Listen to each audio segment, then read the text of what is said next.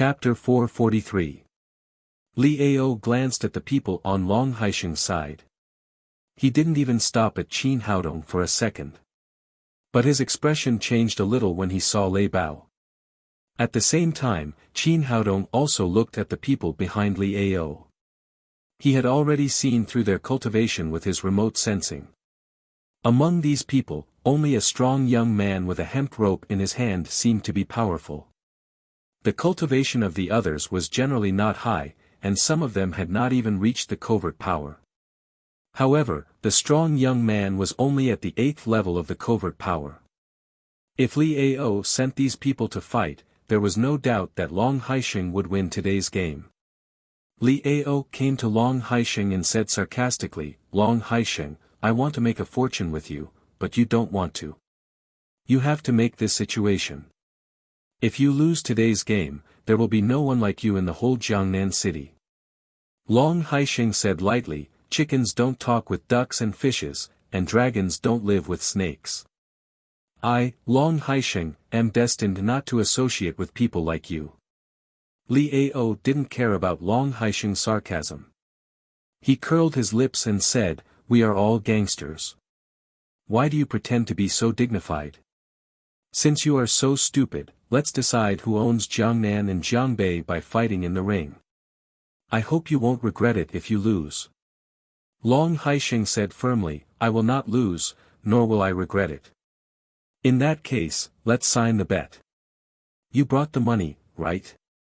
After Li Ao said that, both sides checked the 5 billion cash checks brought by the other side and signed the bet.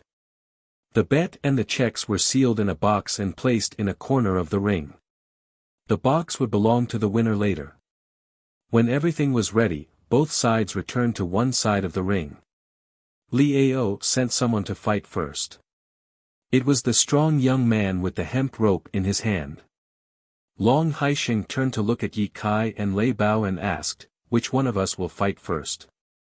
Ye Kai said, "Senior brother, I'll fight first." No one could see through his opponent's cultivation at a glance like Qin Haodong. He had been in a good state recently, and his cultivation had improved from the 5th level of covert power to the 6th level, so he was full of confidence in this game. Long Haisheng asked worriedly, "Master Yi, are you sure?" Ye Kai said carelessly, "It's no big deal. He's just a little guy who practices Muay Thai. I can definitely handle him." After saying that, he stood up and leaped into the air, like an eagle spreading its wings, and flew into the arena. Seeing Ye Kai's kung fu, Long Haisheng felt a little relieved. He wouldn't be defeated like last time. After they got on the stage, both of them stood in position. The fierce young man glanced at Ye Kai fiercely, raised his fists wrapped in hemp rope and made a fist salute gesture. Then he said in stiff Wuxia language, "I'm going to attack." After saying that, he bent over and leaped about 2 meters into the air like a spring. From top to bottom, he punched at Ye Kai's face. Ye Kai's expression changed slightly. An expert could tell at a glance whether he was good or not. He had already seen that this fierce young man was extraordinary, so he hurriedly punched at the fierce young man. After a muffled sound, Ye Kai felt a sharp pain in his fist, and then his body took 6 or 7 steps back. Whether in terms of strength or the hardness of his fist, he was much weaker than this sturdy young man, and he had suffered a loss in just one move. Qin Haodong secretly shook his head. At first glance, he knew that this fierce young man was a master of Muay Thai. This kind of boxer kept hammering stones with ropes since the beginning of their practice. They broke their bones over and over again, and then healed them over and over again. Finally, they developed a pair of iron fists. In this case, Ye Kai was still reckless enough to fight with his opponent. He was bound to suffer a loss. If he fully exerted the subtlety of his moves and the agility of his body, he could still fight with this man for a while. Now it seems that he will lose. Sure enough, the fierce man did not stop after his successful punch. He did not give Ye Kai any chance to breathe, and then he hit him in the chest with his knee. Ye Kai used a move to push the boat away and barely pushed away the knee strike in front of his chest.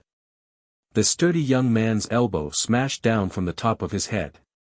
Ye Kai's cultivation was much lower than his opponent's, and he had lost the upper hand, which put Ye Kai in a completely passive situation. Ye Kai used all his strength to block the elbow strike with both of his hands. He barely managed to parry the sturdy youth's elbow strike, but he felt that the opponent's move carried a huge force of 1,000 pounds, shaking his arms to the point that he almost lost all feeling. His heart sank, and he knew that he was in trouble. Today, he met a real Muay Thai master. At this time, he had completely lost the upper hand, and could only barely hold on, hoping that the opponent would show a flaw, so that he could find a chance to fight back. However, Ye Kai was obviously a master of fighting, so he would not give him any openings. After 2 consecutive strong attacks, Ye Kai could no longer hold on and was punched in the chest by his opponent. His whole body flew out of the ring like a kite with a broken string, and he began to vomit blood in midair. Chin Haodong was already prepared. He moved forward and caught Ye Kai, so that he would not fall to the ground and get hurt again. Lei Bao strode over and asked, "Mr. Chin, how is my younger brother?"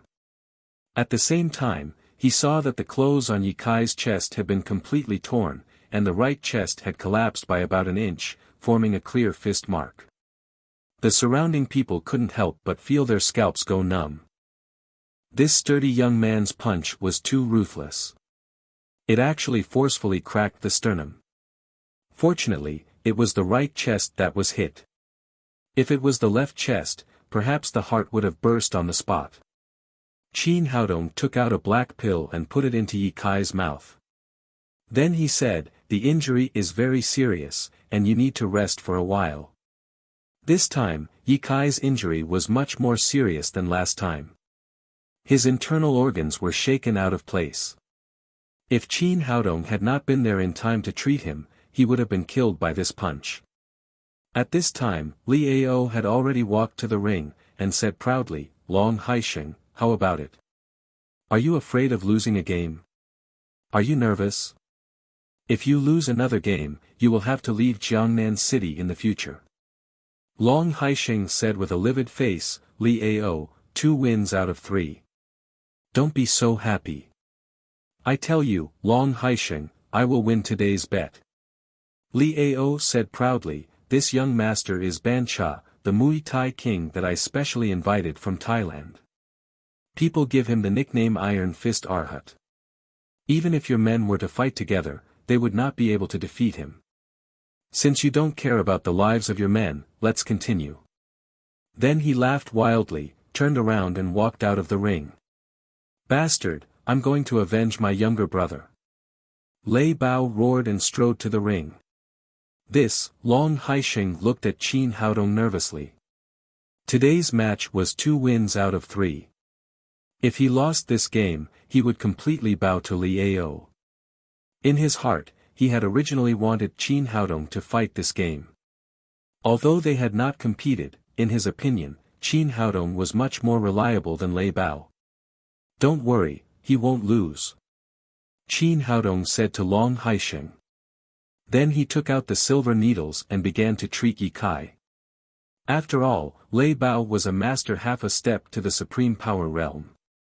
Although Ban Cha, the king of Muay Thai, was fierce, he was still at a lower level. Moreover, Lei Bao seemed rude, but he had reached the realm of the supreme power realm in his 30s, which showed his aptitude in martial arts. Hearing Chin Haodong's words, Long Haisheng calmed down a lot. He sat back in the chair and looked at the ring. In the ring, Lei Bao and Ban Cha stood face to face. One was almost 2 meters tall, and the other was only 1.6 meters tall. It seemed that there was a huge difference in height. However, Ban Cha didn't care about that. Over the years, he had beaten up many giants in Europe and America. Because of that, in his opinion, Lei Bao was just a little taller, but he didn't take him seriously. "Boy, do you want to take a break?" Lei Bao asked. Although he was angry and eager for revenge, he didn't want to win with an unfair advantage. Ban Cha said arrogantly, "No need. I can't even warm up enough to deal with such a Wuxia man. Boy, you're courting death. Lei Bao said and smashed the 5 mountains skyward hammer of 8 extremes boxing at Bancha's head. A trace of disdain flashed across Bancha's face. What a waste. How could he be so easily provoked? Bancha had been practicing Muay Thai since he was a child. His punching skills were extremely strong, so he was not afraid of fighting head-on with his opponent. Lei Bao was tall and had long arms, so it would be difficult for him to avoid him. That was why he deliberately provoked Lei Bao and wanted to beat him up with one punch. However, he didn't know that 8 extremes boxing was also about fighting head-on, which was even stronger than Muay Thai. Bancha thought his little trick had worked, so he punched at Lei Bao's fist with his right hand. His code name was Iron-Armed Arhat, and his kung fu was mainly focused on his fists. He could smash stone pillars and bend steel with one punch. Therefore, in his opinion, this punch could definitely smash Lei Bao's fist and directly destroy him. With a muffled bang, the two fists collided with each other. The sound of bones cracking that Bancha had expected did not come. On the contrary, a strong force hit him, making him feel like a small leaf swept by a strong wind. He flew out involuntarily and his strong body hit the guardrail next to the boxing ring with a bang, so he was not punched out of the ring. Lei Bao's tall body just shook a little, and a sneer appeared at the corner of his mouth. Just as Qin Haodong had guessed, he looked rough, but he had amazing talent in martial arts. Bancha was scheming against him, and he was also scheming against Bancha. After gaining the upper hand with one move, he did not stop. His tall body did not look clumsy at all, and he came to Bancha in an instant. A mountain-splitting palm of 8 extremes boxing fiercely smashed at Bancha's head from top to bottom. At this time, Bancha had already realized that he had met his opponent, who was much stronger than he had imagined. He moved his feet and dodged to the side. However, Muay Thai had always been fierce and swift, and seized the initiative through fierce attacks. Once he changed to dodge, it would be difficult for him to turn the situation around. In addition, Lei Bao's 8 extremes boxing was extremely fierce. He was tall and had long arms, so he almost controlled half of the boxing ring. Bancha kept stepping back, unable to dodge. Knowing that he would definitely lose if this went on, Bancha gritted his teeth and used his unique skill, one of the fiercest moves in Muay Thai, double flying kick. Using the counterforce of the guardrail of the boxing ring, he flew into the air and kicked at Lei Bao's head with his left leg. This move could be fake or real. Generally speaking, his opponent would dodge, and then his hind leg would become a fatal move. However, Lei Bao was obviously not an ordinary person. He did not dodge, but pushed his left elbow slightly, and his tall body cut in. He shouted, 8 extremes boxing, mountain lean. Chapter 444. There was a popular saying in Wuxia, Tai Chi can bring peace to the world, while Baji can bring peace to the world. This showed the power of Baji boxing. The mountain lean that Lei Bao had just used was the most powerful move of Bajiquan. In his usual practice, this move was enough to break a tree. Bancha was completely defeated. Although he was very tough and strong, the mountain lean had completely collapsed his sternum. Blood spurted out of his mouth like a fountain. His whole body was like a sandbag that was thrown out, flying out of the boxing ring in an arc, and fell on the ground covered with rocks with a plop. The Thai boxing king who had dominated the boxing circle in Thailand for many years, the iron-armed Arhat who had made countless people tremble with fear, was defeated on a small island in Wuxia. Li Ao's expression changed. He immediately sent his men to rescue Bancha, but Bancha was already dead. Seeing that Lei Bao had finally won, Long Haisheng breathed a sigh of relief.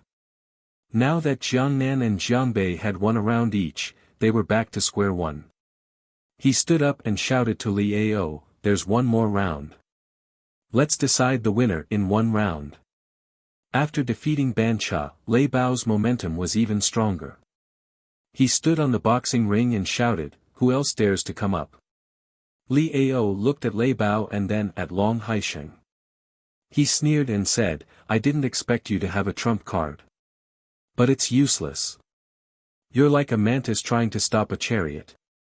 The reason why I dare to propose the challenge tournament is that I have my own trump card. Just wait for death. Lei Bao shouted, cut the crap. If you want to compete, let your men come up. He had checked the people around Li Ao. None of them could even compare with Ban Cha, let alone him. So he was full of confidence. I hope you still have the courage later. Li Ao smiled coldly. Then he turned to the calm lake and shouted, Long, please. As soon as he said that, his 20 men also shouted, Long, please. For a moment, their voices echoed on the river, sounding a little imposing.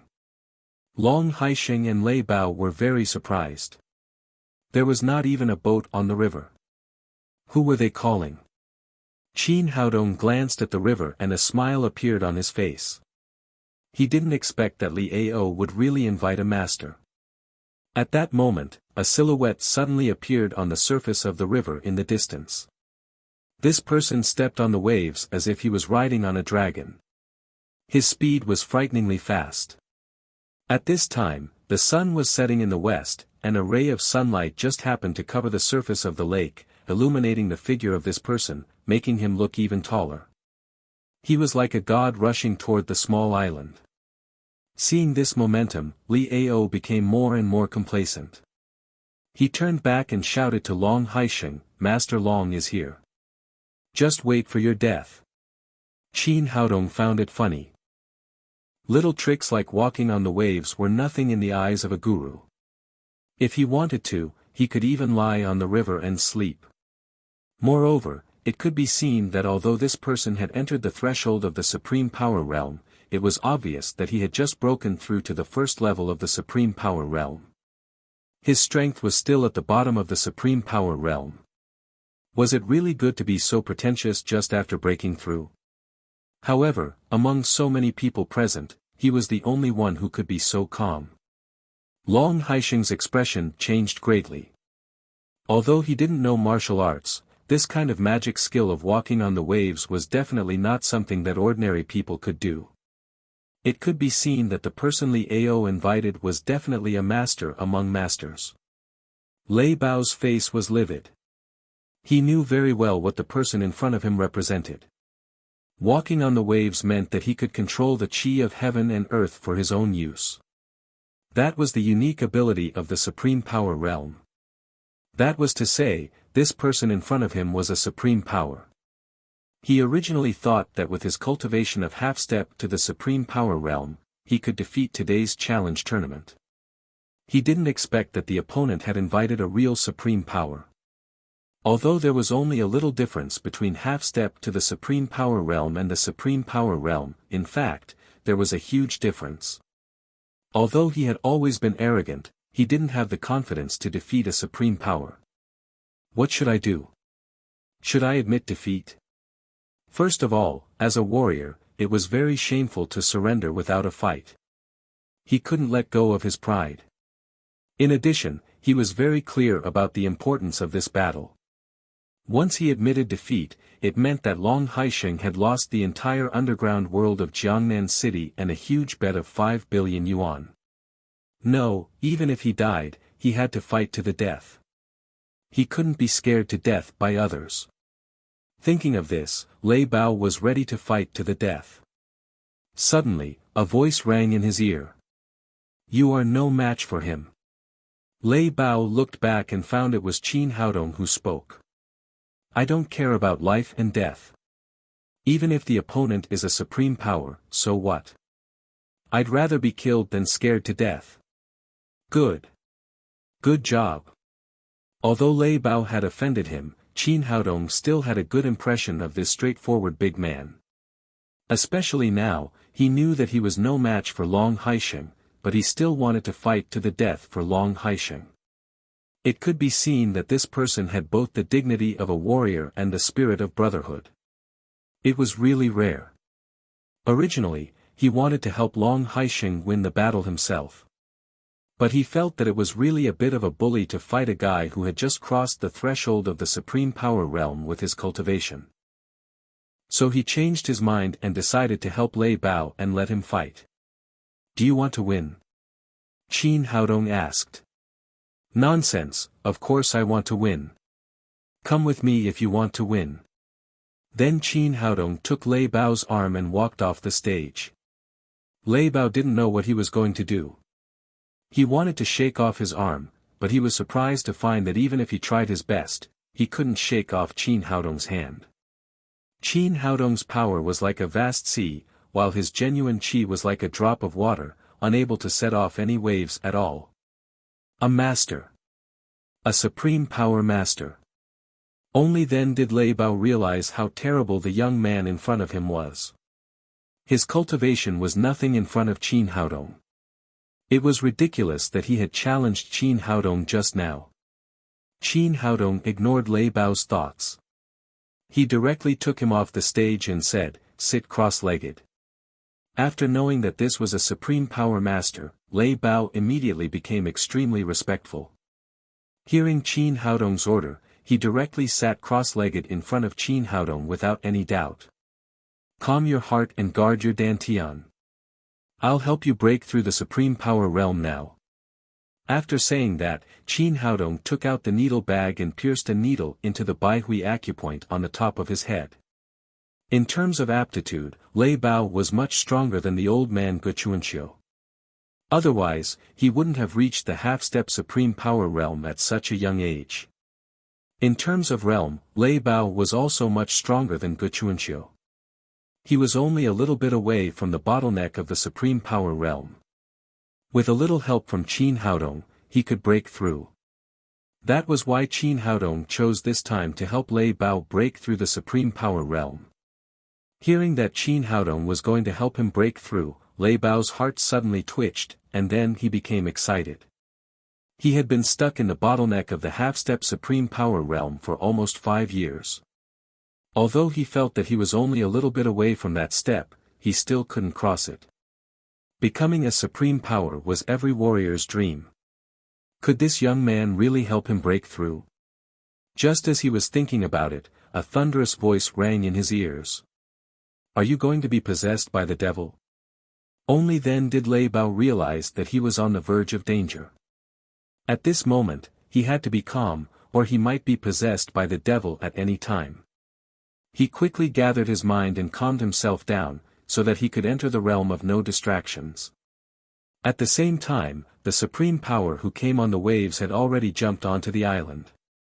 He didn't look too old, only in his 30s. Li Ao greeted him with a flattering face. He bowed again and said, "Welcome, Master Long." The man just nodded slightly, put his hands behind his back, and walked onto the ring step by step. Li Ao followed him step by step. At this time, his face was full of pride. In his opinion, he would definitely win today's bet. In the future, he would be the leader of the 2 underground worlds in Jiangnan and Jiangbei. Some people were happy, while others were sad. Long Haisheng's heart was in his throat. Was he still a human being who could stroll on the river as if it was his back garden? He turned his head to look at Qin Haodong and Lei Bao, only to see Lei Bao sitting on the ground. Qin Haodong was giving him acupuncture. He didn't know what they were doing at this time. The man walked onto the ring. Li Ao shouted beside him, "Long Haisheng, do you know who this is?" "This is Master Long, one of the 5 generals of the overseas Qin gang." Long Haisheng's face was sullen and he didn't speak. No wonder Li Ao dared to ask him to fight in the ring. It turned out that the Qin gang was completely behind him. "A few days ago, you killed Master Long's brother, Li Hu. Today, Master Long is here to seek revenge. Now wash your necks and wait for death." Li Ao became more and more proud. If it weren't for the dignity of the man in front of him, he would have laughed. The young man in front of him was Li Hu's brother, Li Long, one of the 5 generals of the Qin gang. A few days ago, he was in seclusion to break through the bottleneck of the supreme power realm. Before he had time to be happy, he received the news that his brother had been killed in Wuxia, so he immediately came from overseas. He swore that no matter who killed his brother, he would cut him into pieces. When Li Ao finished, Li Long looked down at the audience and said in a cold voice, "Who killed my brother, Li Hu? Come out now." "It's me." Qin Haodong pierced the last silver needle into Lei Bao's back, raised his head and said, "Your brother was courting death, so I helped him." Seeing that Qin Haodong admitted that he was the murderer of his brother, Li Long said with killing intent, "Who are you? Do you dare to fight with me in the ring? You're not qualified to fight with me." Qin Haodong pointed to Lei Bao in front of him and said, "Your opponent is him. If you can win in the ring, it won't be too late to seek revenge on me." Li Long looked at Qin Haodong with an uncertain expression on his face. Although he was eager to avenge his brother, he was not a reckless man. There was no sign of genuine chi fluctuation in the young man in front of him, so he couldn't see the depth of his cultivation. Generally speaking, there were only two possibilities in this situation. One was that he was an ordinary person without genuine chi at all, and the other was that his cultivation was much higher than his and had reached the realm of returning to nature. Since Qin Haodong had killed Li Hu, he couldn't be an ordinary person. But if it was the latter, it was really terrible. Thinking of this, he suppressed the urge to take revenge immediately. He planned to find out the details of Qin Haodong first. He turned his eyes to Lei Bao, who had been pierced by dozens of silver needles. Li Ao cried, "Long Haisheng, Master Long is here. Are you going to fight or not? If you're afraid, just give up." Qin Haodong said, "Don't worry, just wait for 10 minutes. Lei Bao will fight with you in 10 minutes. Li Long looked at Lei Bao and seemed to think of something. He asked in surprise, "Are you helping him break through?" Chapter 445. Qin Haodong said, "Yes, his cultivation has reached the bottleneck of the supreme power realm. If he doesn't break through, he won't be your opponent at all, so I helped him." "You helped him break through the bottleneck of the supreme power realm?" Li Long suddenly laughed as if he had heard the funniest joke. How was it possible to help a master at the half-step supreme power realm break through the bottleneck of the supreme power realm? This kind of mysterious ability might only exist in legends. Even his master couldn't do it. Otherwise, he wouldn't have been stuck in the bottleneck of the supreme power realm for 4 years. Qin Haodong didn't care about Li Long's ridicule. It was normal that he didn't believe it. Looking at the whole earth, perhaps only he, the reborn Emperor Greenwood, could do this. After laughing enough, Li Long said, "Well, I'll wait for you for 10 minutes. Let's see what you have to say after 10 minutes. As time went by, everyone's eyes were focused on Lei Bao, who looked extremely calm.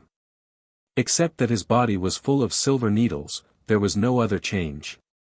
Li Ao looked at his watch and said, "Long Haisheng, if you can't do it, you can't do it.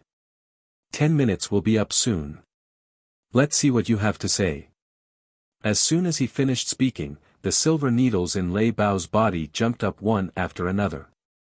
The surrounding qi of heaven and earth quickly gathered towards him and flowed into his body like rivers flowing into the sea. Then, his entire aura rose like a rocket. The supreme power realm. In just 10 minutes, Lei Bao had a miraculous breakthrough.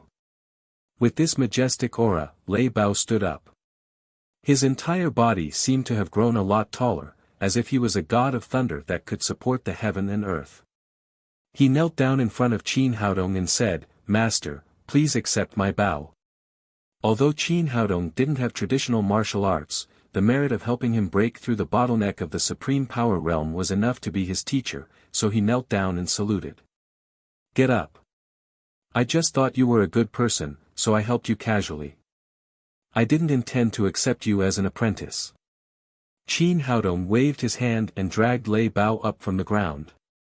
"Whether you accept me or not, you are my master in my heart." Lei Bao said so and did so. In the future, Qin Haodong would be no different from his master in his heart. How is this possible? Seeing the scene in front of him, Li Long almost bit his tongue. When did the bottleneck of the supreme power realm become so easy? If that was the case, then he wouldn't have had to painstakingly break through for 4 years. No, it's fake. It must be fake. At this point, he was sure that the two people in front of him were putting on an act. They wanted to scare him off with this kind of trick. How could anyone casually help others break through the supreme power realm bottleneck?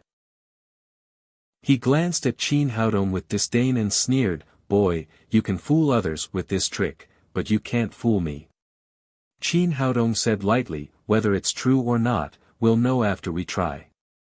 He turned to look at Lei Bao, "Do you dare to fight him?" At this moment, although Lei Bao had already restrained his aura, he was still very domineering as he said, "Don't worry, teacher, I will definitely break this guy's bones." After he finished speaking, he strode towards the arena with a terrifying momentum. Every step he took seemed to shake the entire island. Li Long didn't think so. In his opinion, all this was an illusion made by these two people. "Boy, wait for me to kill this big guy, and then I'll kill you to avenge my brother." After that, he turned to look at Lei Bao. "How dare you disrespect my master? Go to hell." Lei Bao let out a thunderous roar and used the mountain-splitting palm.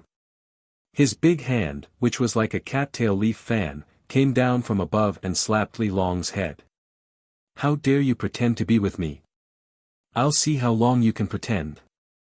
Li Long gathered his aura and suddenly punched at Lei Bao's big hand.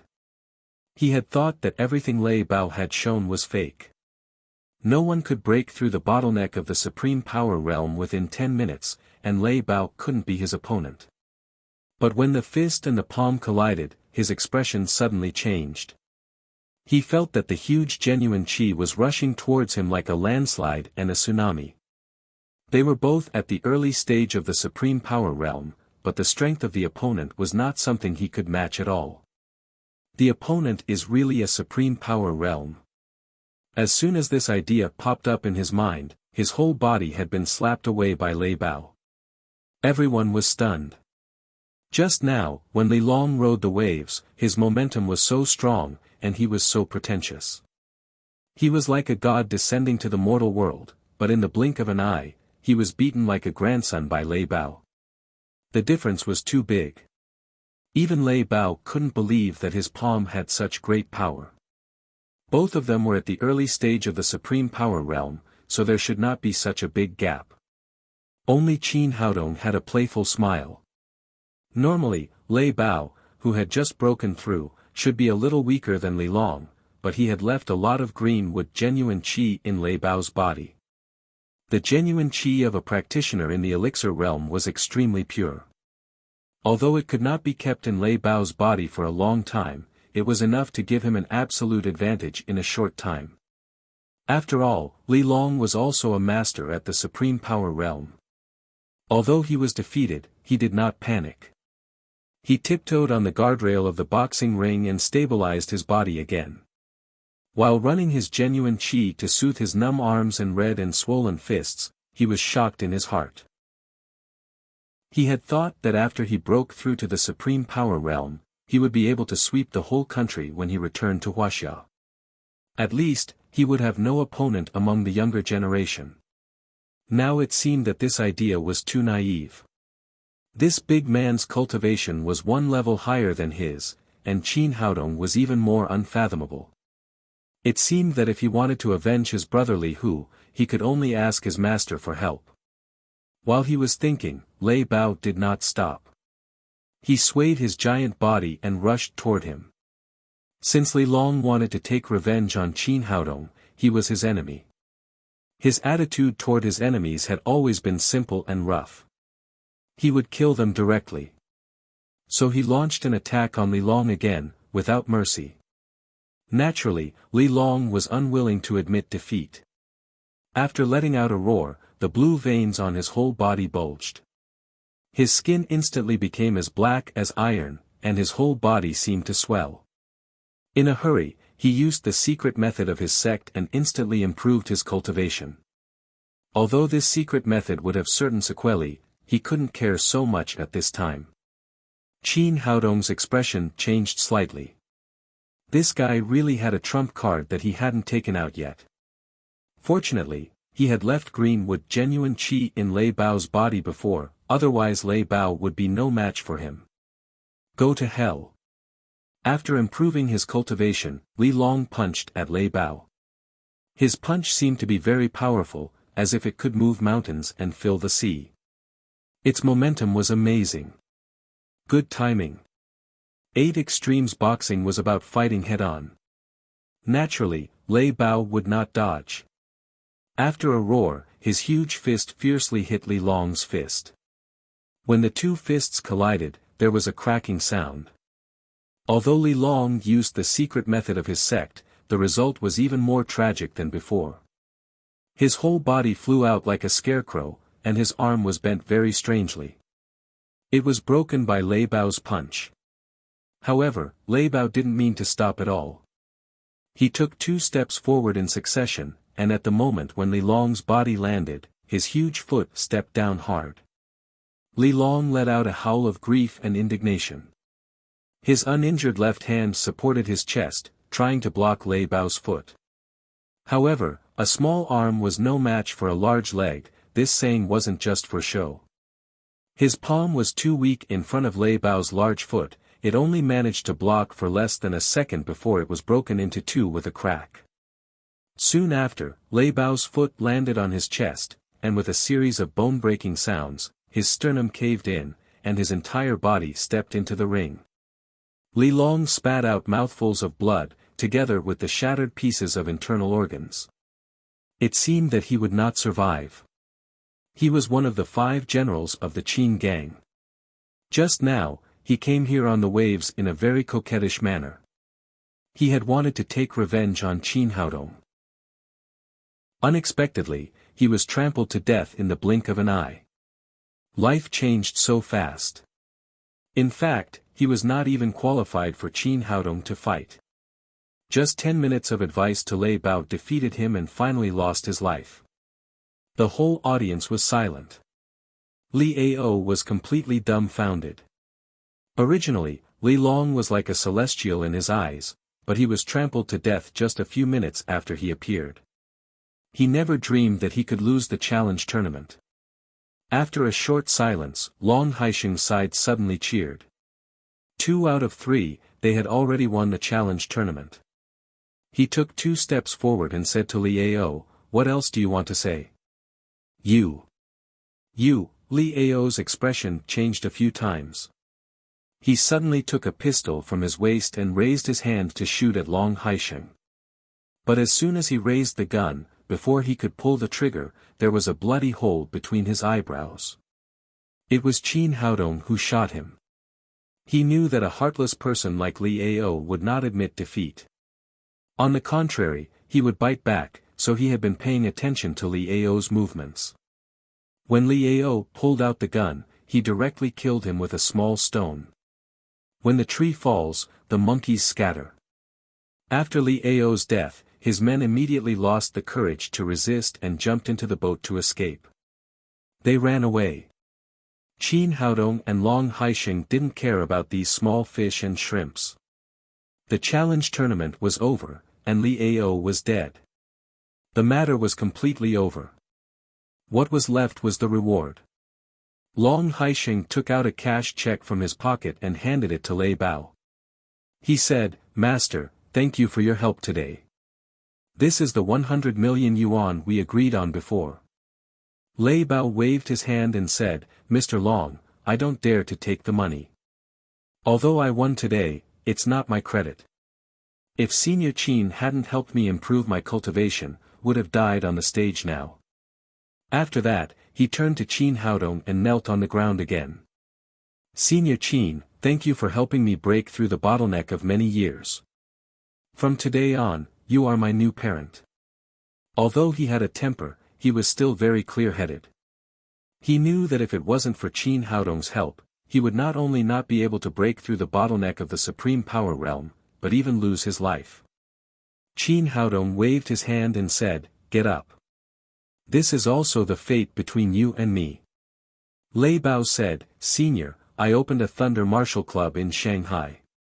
If you have time to go to Shanghai, you must come to my place and let me do my best as a host. Qin Haodong nodded and said, Okay, if fate allows, we will meet again. Long Haisheng went to the ring and took the box. He took out the 5 billion cash check from it and gave it to Qin Haodong together with the 100 million cash check in his hand. Brother Qin, thanks to you today. You deserve this money. Take it. Chapter 446. Qin Haodong shook his head and said, Brother Long, it's our duty to help each other. I can't take all the money. I only need 2 billion yuan. Before he came, he had told Long Haisheng that the 2 billion yuan was his own bet. If he lost, he would pay Long Haisheng, so it was part of what he deserved. Seeing his firm attitude, Long Haisheng reluctantly said, Well, I'll ask someone to transfer 2 billion yuan to your account now. Leave the rest of the money with me. Let me know when you need money, and I'll ask someone to transfer it to you right away. Things ended satisfactorily. Lei Bao and Yi Kai left with Zhou Wen and Zhou Wu. Long Haisheng had taken over the underground world of Jiangbei, so he would be busy in a short time. Qin Haodong returned to the Lin's villa alone. When he got home, the little fellow was still awake. Seeing Qin Haodong, she immediately threw herself into his arms and said, Papa, where did you go? Why don't you play with me at home? Qin Haodong said, Papa went to make money. The little fellow said, How much did Papa make? Papa made a lot of money. Qin Haodong said, took out a bank card from his pocket, handed it to Lin Momo and said, There are 2 billion in it. Take it. It's enough to move Tangmen Company to Shanghai. Lin Momo took the card and asked in astonishment, Really? You're not joking with me, right? Of course it's true. How can I lie to you about this kind of thing? How is it possible? Where did you find 2 billion yuan?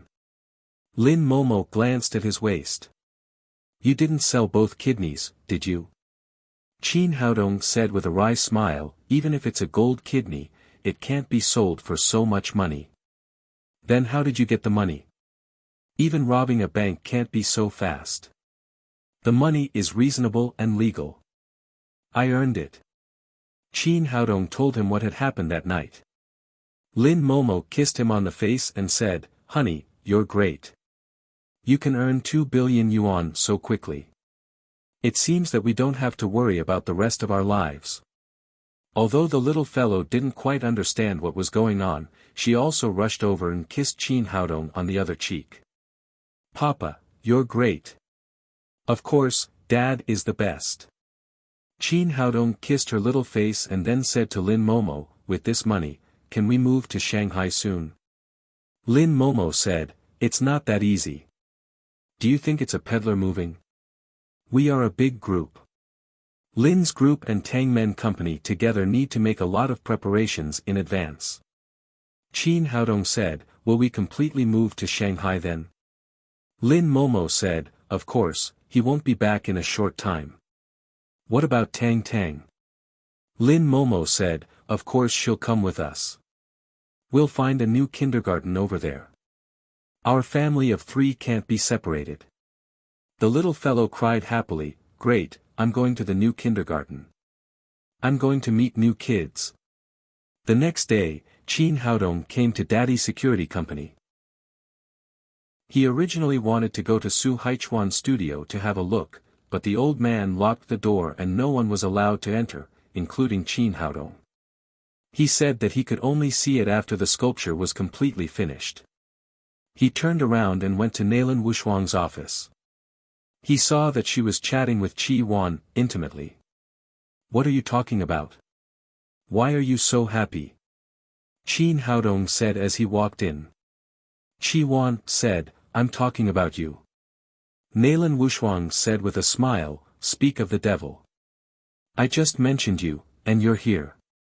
Qin Haodong said with a smile, Why did you mention me? Is there anything good? Nailan Wushuang looked at him and said, Our security company has a big deal. Do you want to do it? Qin Haodong said, of course. Wouldn't I be a fool if I didn't make money?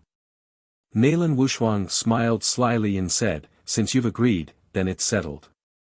As the company's super bodyguard, I'll send you to perform a task. What? Send me to perform a task? Qin Haodong felt that he had fallen into a trap. He quickly said, didn't you say that the company has a big deal? What does it have to do with me? Nalan Wushuang said, what's wrong? Aren't you a member of the company? When we divided the levels of the company's bodyguards, you were a super bodyguard. Now there's a business. Are you going to refuse? Qi Wan followed and said, yes, you just said that I would be a fool if I didn't make money. Qin Haodong remembered that he was also one of the company's bodyguards. At that time, the price was set at 1 million yuan a day. He said, what the hell is going on? Can you explain it to me? Nalan Wushuang said, here's the thing. The Li Group of Hong Kong wants to hire you to be the bodyguard of Miss Li Meiyu, the only heir of the family. It's not determined how long you'll be hired. But they paid a deposit of 100 million yuan. It's estimated that it will be a long time. That's why it's a big deal. Qin Haodong was a little confused. 1 million yuan a day, and they paid a deposit of 100 million yuan. This Li Group is really rich. Qi Wan said, don't you even know about the Li Group? It's one of the top 10 consortiums in Hong Kong. In order to protect the only heir of the family, it's normal to spend 1 billion yuan, let alone 100 million yuan. Qin Haodong said with some embarrassment, but I'm a doctor after all. I can't be a bodyguard for a long time. Can't you let Zhang Tinyu and Chen Fugue go? Ma Wenzhua can also do it. Nalan Wushuang said, do you think the Li Group's money is spent in vain? There are conditions for finding a bodyguard. Li Meiyu is very opposed to the family hiring bodyguards for her, so the bodyguard must hide his identity. Li Meiyu is going to the medical college in Shanghai soon, so you have to protect her as a student. From this point of view, Zhang Tinyu and Chen Fugue are not qualified.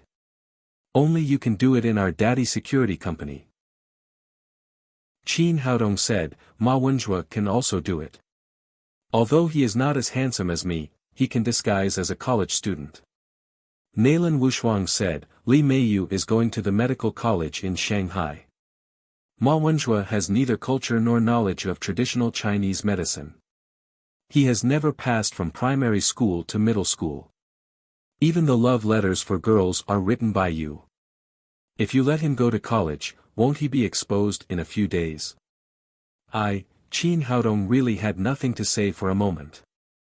The employees of the daddy security company were all iron warriors. It was definitely not feasible to let them go to college. It seemed that only he was suitable. Qi Wan said, you have to agree to this matter whether you agree or not. Don't be hesitant anymore. Qin Haodong said grumpily, what? Did I sell it to them?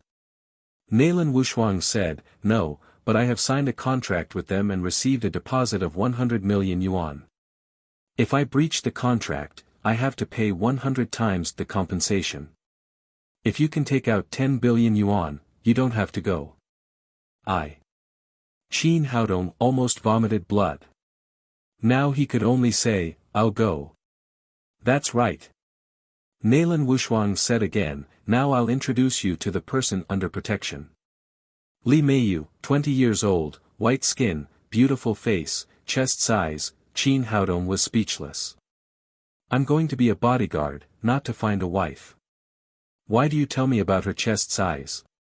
Qi Wan said, Lin's group is the leading financial group in Hong Kong, with hundreds of millions of assets. Li Meiyu is the only heir and she is beautiful. We want to tell you that you can be a bodyguard, but you can't steal. Qin Haodong said, what kind of person do you think I am? You and Wushuang are both young ladies of aristocratic families. I didn't steal, did I? After listening to him, Qi Wan immediately stared at him and said, how dare you say that? Why don't you steal? Are you saying that Sister Wushuang and I are not beautiful? Ah. A woman's heart was unfathomable. Qin Haodong said at a loss, then should I steal? Or shouldn't I? Qi Wan said, I don't care. Anyway, you have to behave when you go out. Nailan Wushuang said with a smile, that's right. Even if you want to steal, you have to follow the rules of first come, first served. Qin Haodong felt a headache. It was you who asked me to be a bodyguard, and it was you who worried about me. How could I live? Knowing that it was impossible to reason with women, he quickly changed the topic and said, there is one thing I don't understand. There are so many bodyguards in the world. With the financial resources of Lin's group, it's not a problem to transfer the whole Navy SEAL team. Why do you want me to be a bodyguard? Besides, our company has only been established for 2 months. How did they know about Daddy Security Company?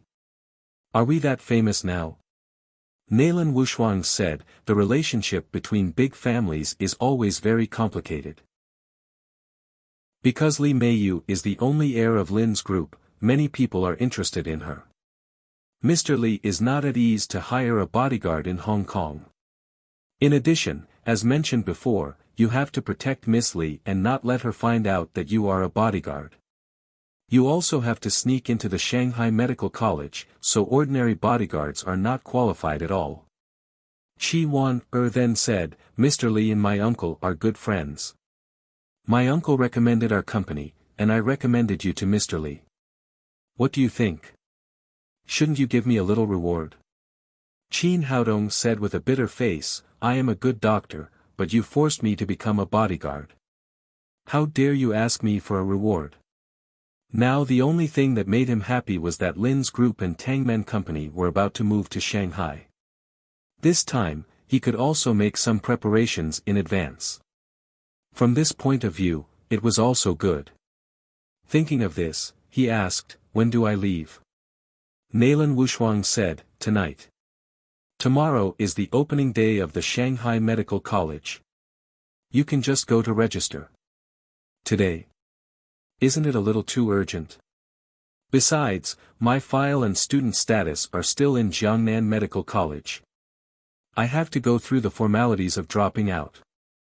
Nailan Wushuang said, don't worry, I've done all these for you. Your student status in Jiangnan Medical College has been withdrawn, and I've helped you to make a new file. Now you are still Qin Haodong, but you have become 19 years old. You are a freshman in the Shanghai Medical College this year, majoring in traditional Chinese medicine. Qi Wan took out a ticket and said, this is tonight's flight. It will arrive at Shanghai Airport at 12 midnight on time. Seeing that the two women were determined to send him away, Qin Haodong couldn't say anything more. He could only hurry up and deal with things before he left as soon as possible. At midnight, a passenger plane slowly landed at the Shanghai airport. A moment later, Qin Haodong followed the crowd out of the airport exit and got on an airport bus to the city. After getting off the bus, he was not far from the hotel that Qi Wan had booked. He walked in the direction of the hotel while enjoying the night view of Shanghai. Not long after he walked out, a girl with green hair suddenly ran over, grabbed his hand and cried, "Honey, I finally found you."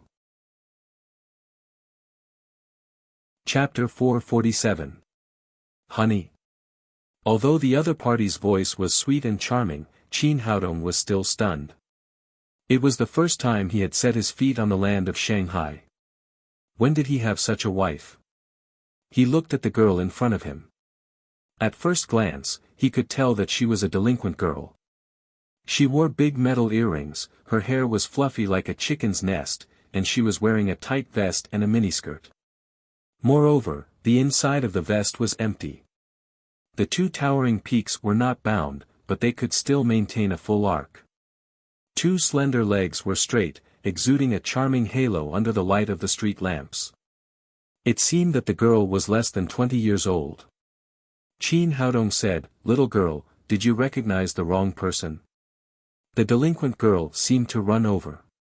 She gasped and said, "Honey, you're joking again. Didn't we just roll in the sheets, while he was talking, suddenly a burst of messy footsteps came from behind. More than a dozen gangsters, holding steel pipes and knives in their hands, ran quickly towards them. The bald man, who was the leader, was aggressive. His forehead was full of blood. It seemed that he had just been hit. "Boss, this little girl is here." With a shout, more than a dozen gangsters surrounded Qin Haodong and the delinquent girl in the middle. The delinquent girl hugged Qin Haodong's arm and pressed her full chest tightly against it. She looked back at the gangsters and said, "Don't mess around. I'm telling you, my husband is here." The bald man covered his head and said angrily, "Bitch, you dare to crack open my bald brother's head. Not to mention your husband, even old Lord Taishan won't be able to do anything to you." Seeing the scene in front of him, Qin Haodong had already understood that the delinquent girl was obviously using him as a gun. No wonder she called him husband as soon as they met. The delinquent girl said nervously, "Get out of here. My husband is a 3rd Dan Taekwondo black belt, or he will beat you up."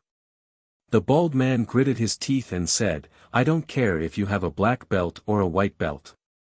I'm going to F***ck you today." He waved his hand and shouted to the gangsters behind him, "Go. Wait a minute." Qin Haodong pushed the girl away and said to the bald man, "I don't know what's going on with you, but I'm not her husband, and I don't know her." Although he didn't put these hooligans in his eyes at all, he didn't want to be used as a gun by this delinquent girl. Hearing his words, the delinquent girl hurriedly cried, "Honey, how can you do this? You can't leave them alone. These people will make you a cuckold. Coward. Soft egg.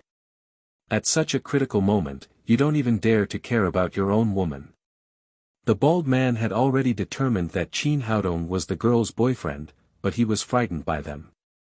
He shouted, "Brothers, take this guy back with us. We'll let him see how his woman has fun with us later." "Yes, boss." These gangsters didn't take Qin Haodong, who looked like a student, seriously. They swarmed up and seemed to want to tie him up and take him back. Qin Haodong frowned and said, "I'll say it again. I don't know you, and I don't know her. I don't care what you do, but don't make trouble for me." The delinquent girl hid behind him and cried, "Honey, don't be polite to them. Teach them a good lesson. How dare you pretend when you're about to die? F***ck. The bald man shouted to his subordinates, "Beat him. Scratch his face first. I hate gigolos the most." After listening to him, a yellow-haired gangster immediately took a dagger and slashed at Qin Haodong's face. Qin Haodong's face was cold. He didn't want to get involved in this, but these gangsters didn't know what was good for them. The yellow-haired gangster had the attitude of a cat playing with a mouse. He looked proud and playful. But when the dagger was just in front of Qin Haodong, he suddenly felt that his hand was light, and then there was a sharp pain in his shoulder. The knife was stuck in his shoulder. Before he could scream, his whole body had been kicked by Qin Haodong and fell into the bushes on the side of the road in a beautiful arc. The other gangsters rushed over when they saw that their companion was injured. But they were no match for a Wu Dao Grand Master. In the blink of an eye, they were all put down to the ground and screamed. The delinquent girl was already dumbfounded on the spot. She was originally anxious because she was being chased. She wanted to find a man to boost her courage and scare away the gangsters behind her. She didn't expect to find such a fierce man by accident. Could it be that he was really a Taekwondo 3rd Dan black belt? Qin Haodong stepped in front of the bald man and slapped him in the face. "Why don't you practice all kinds of martial arts? Why do you have to practice being a b***tch? I said she has nothing to do with me, but you still want to be slapped. Tell me, are you a b***tch? The bald man also realized that he had met a tough guy. He quickly lowered his head and said, "I'm sorry, brother. I was blind. You are a generous man. Please let me go this time. Get out. Don't let me see you again." Qin Haodong shouted angrily, but the gangsters ran away in the blink of an eye as if they had been granted amnesty. Seeing that the trouble had finally been solved, the delinquent girl patted her bulging chest and breathed a sigh of relief. She turned around and wanted to leave quietly. But before she could take a few steps, she heard a slap, followed by a burning feeling on her butt. She turned back, glared at Qin Haodong and shouted, "What are you doing? Why did you spank me?" Qin Haodong said with a playful smile, "Didn't you say that I'm your husband? What's wrong with a spanking? And you just said that we had sex. Now I want to do it again." If the little girl had asked for help directly, he would have helped her. But she thought she was smart and used him, which made him very unhappy. The delinquent girl took 2 steps back and cried, "What are you doing? I don't know you. I'll call the police if you do this again." Qin Haodong said, "Now you want to call the police? What did you do just now?" The delinquent girl didn't feel any malice from him, so she felt much more at ease. She pouted and said, "Why are you so stingy as a man? I just asked you to help me beat a few gangsters. It's not a big deal. It's not a big deal. I've practiced, or I would have been crippled by these gangsters." The more Qin Haodong thought about it, the angrier he became. He raised his hand and slapped the delinquent girl's butt again. This time, it was even louder than the last slap. He took back his hand and said with a playful smile, "It feels good. You spanked me again." The delinquent girl was so angry that her face was red. She had never been touched by anyone else in her life, but she was spanked twice by this guy tonight. But she couldn't do anything about it. She had sneaked out. This is a lesson for you. Don't treat others as fools in the future. Remember, you still owe me sex. After that, Qin Haodong ignored the delinquent girl and turned to walk in the direction of the hotel. After checking in at the hotel, he took a bath and had a good sleep. The next morning, he got up and prepared to have breakfast before going to the Shanghai Medical College to report. When he walked out of the hotel gate, the sun had already risen high, illuminating the morning of Shanghai. The location of the hotel was very prosperous, surrounded by shops. Qin Haodong originally wanted to find a breakfast shop and have a simple meal. But before he walked far, a melodious music came, which made him stop. This was not an ordinary pop song, nor was it played by modern piano, saxophone and other instruments. It was an ancient song from the zither, the most famous high mountains and flowing water in Wuxia. The sound of the zither was melodious. Qin Haodong slowly closed his eyes, and his whole body seemed to be in the green mountains and clear waters. It could bring people an immersive feeling. It had to be said that the player of this song had great attainments in music, which was far from what those pianists and musicians could compare with. Qin Haodong walked slowly in the direction of the sound and soon arrived in front of a tea house not far away. This tea house was completely decorated in the form of an ancient building. It looked very simple and unadorned.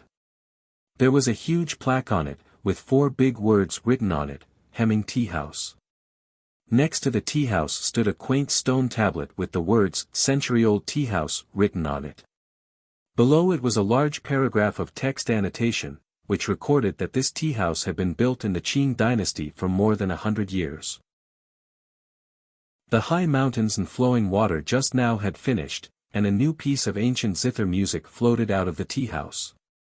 The sound of the zither was like gurgling water, which could wash away the dirt on people's hearts. What kind of person could play such beautiful music? With curiosity, Qin Haodong stepped into the Hemming tea house. Although it was still early and there was still some time before breakfast according to the habits of the people in Shanghai, it was already overcrowded. All the seats in the tea house were already full. Qin Haodong looked at the center of the tea house and saw a girl in ancient clothes sitting there playing a 7-string zither. The music was flowing from her fingers. When he first saw the girl, he was slightly stunned.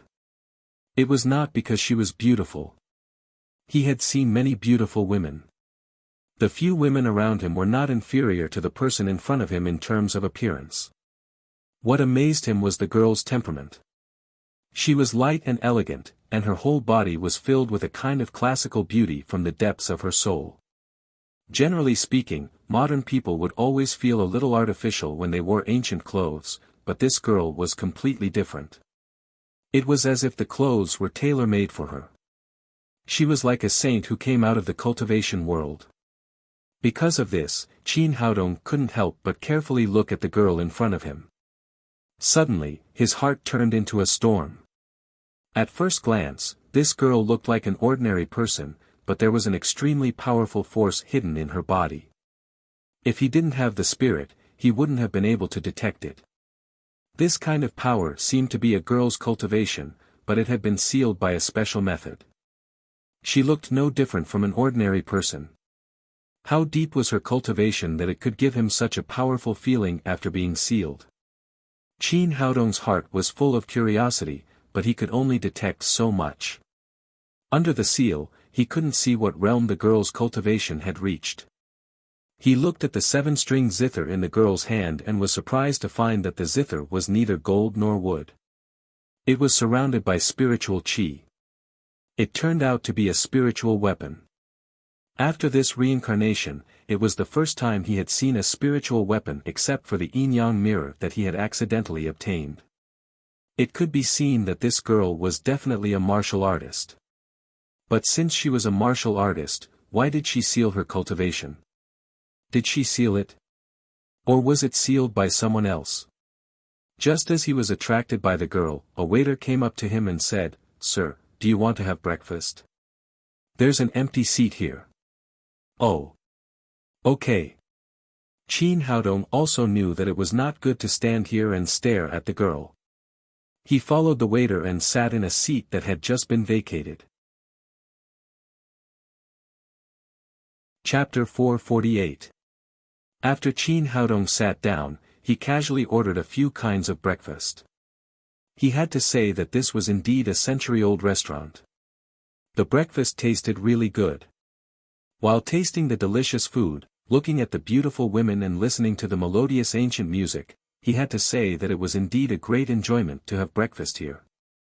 No wonder so many people came one after another. Shanghai was the economic center of Wuxia. The consumption of this tea house was also very high. Most of the people who came here for breakfast were successful people with a lot of money.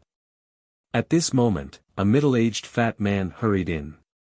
He looked around and found that there were no empty seats. He was the only one sitting at Qin Haodong's table.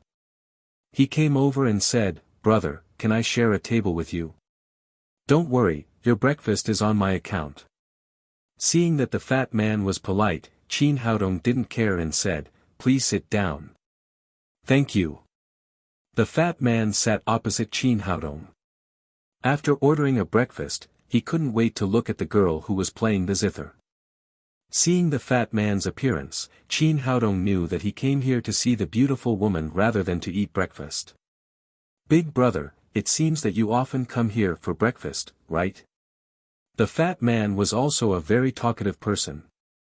He said, "Of course, I come here every day to support Shirhan." "Shirhan?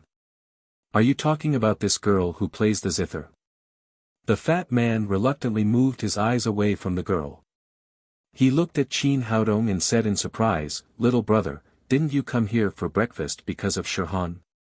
Qin Haodong said, "I'm from Jiangnan. I just arrived in Shanghai last night. I just came here because I heard the sound of the zither." "No wonder. I was wondering why the people who eat here don't know Shirhan." The fat man said, "Let me tell you, 99 out of 100 people who come here for breakfast are here for Miss Shirhan." Qin Haodong said with interest, "Isn't it because the morning tea here tastes good?" The fat man said, "The breakfast of the Hemming Tea House is good, but what kind of place is Shanghai? There are many places similar to this kind of tea house in the economic center of Wuxia. Why is the business here good?" "Why?" Qin Haodong asked very cooperatively. This mysterious girl had aroused his interest. He wanted to get as much information as possible. Obviously, because Shirhan is playing the Guqin here. When it came to the girl named Shirhan, the fat man's greasy face showed a look of excitement. Shirhan is a popular star here. Since she came to this tea house 3 months ago, the business here has been getting better day by day. To tell you the truth, people used to come here to eat breakfast, but now they come to listen to music and look at beautiful women. Just like me, I come to support Shirhan every day. Last night, I got up late because I dealt with some special things. Otherwise, my brother would definitely sit in the seat closest to Shirhan. At this time, another psalm was over. Just as the fat man said, Shirhan was indeed a popular star here. There was immediately a burst of applause and cheers. In order to sit longer, some diners ordered more food, especially those who were close to Shirhan's seat. They were reluctant to leave. Qin Haodong said, "Is Shirhan an employee of this shop?" He was a little surprised. Shirhan's attainments in ancient music were extremely profound. He was afraid that even the famous ancient music masters in Wuxia could not compare with her. She also had a kind of elegance and classical beauty from her bones. Why did she come to the downtown to play? The fat man lowered his voice and said, "Shirhan is an employee here. I heard that she came from another place. It seems that it's her first time in a big city like Shanghai. She doesn't know much about anything. She was directly signed by the boss's wife for 3 years. Now she can't leave even if she wants to.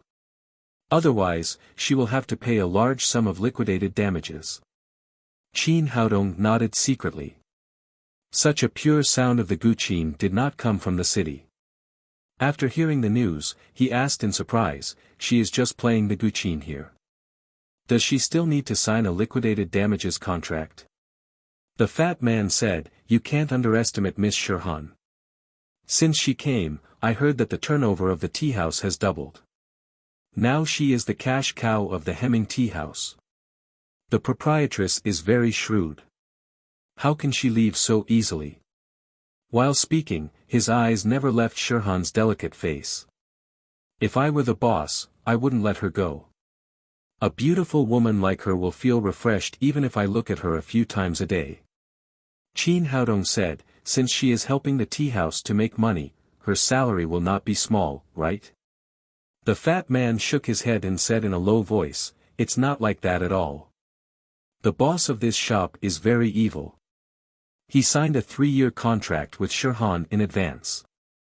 Her salary is very low, and he doesn't give her a raise. Moreover, the boss of the tea house has an underworld background. Shirhan can't fight back. Otherwise, she will be very miserable." Qin Haodong was not surprised by this. An old shop that could be passed down for 100 years generally had to have power in both the underworld and the underworld. Otherwise, it would be disliked by the local gangsters and they would be beaten up a few times. Then, it would not be able to open again. At the same time, he also felt a little sorry for Shirhan. As soon as she entered this complicated society, she was trapped by the evil boss. He asked again, according to Shirhan's appearance and musical attainments, it's not difficult for her to enter the entertainment circle. Why did she choose to play here? The fat man shook his head and said, "I don't know. Maybe it's a personal hobby, or maybe she was cheated by the boss. Moreover, the entertainment circle is very deep. It's difficult to get in without a way."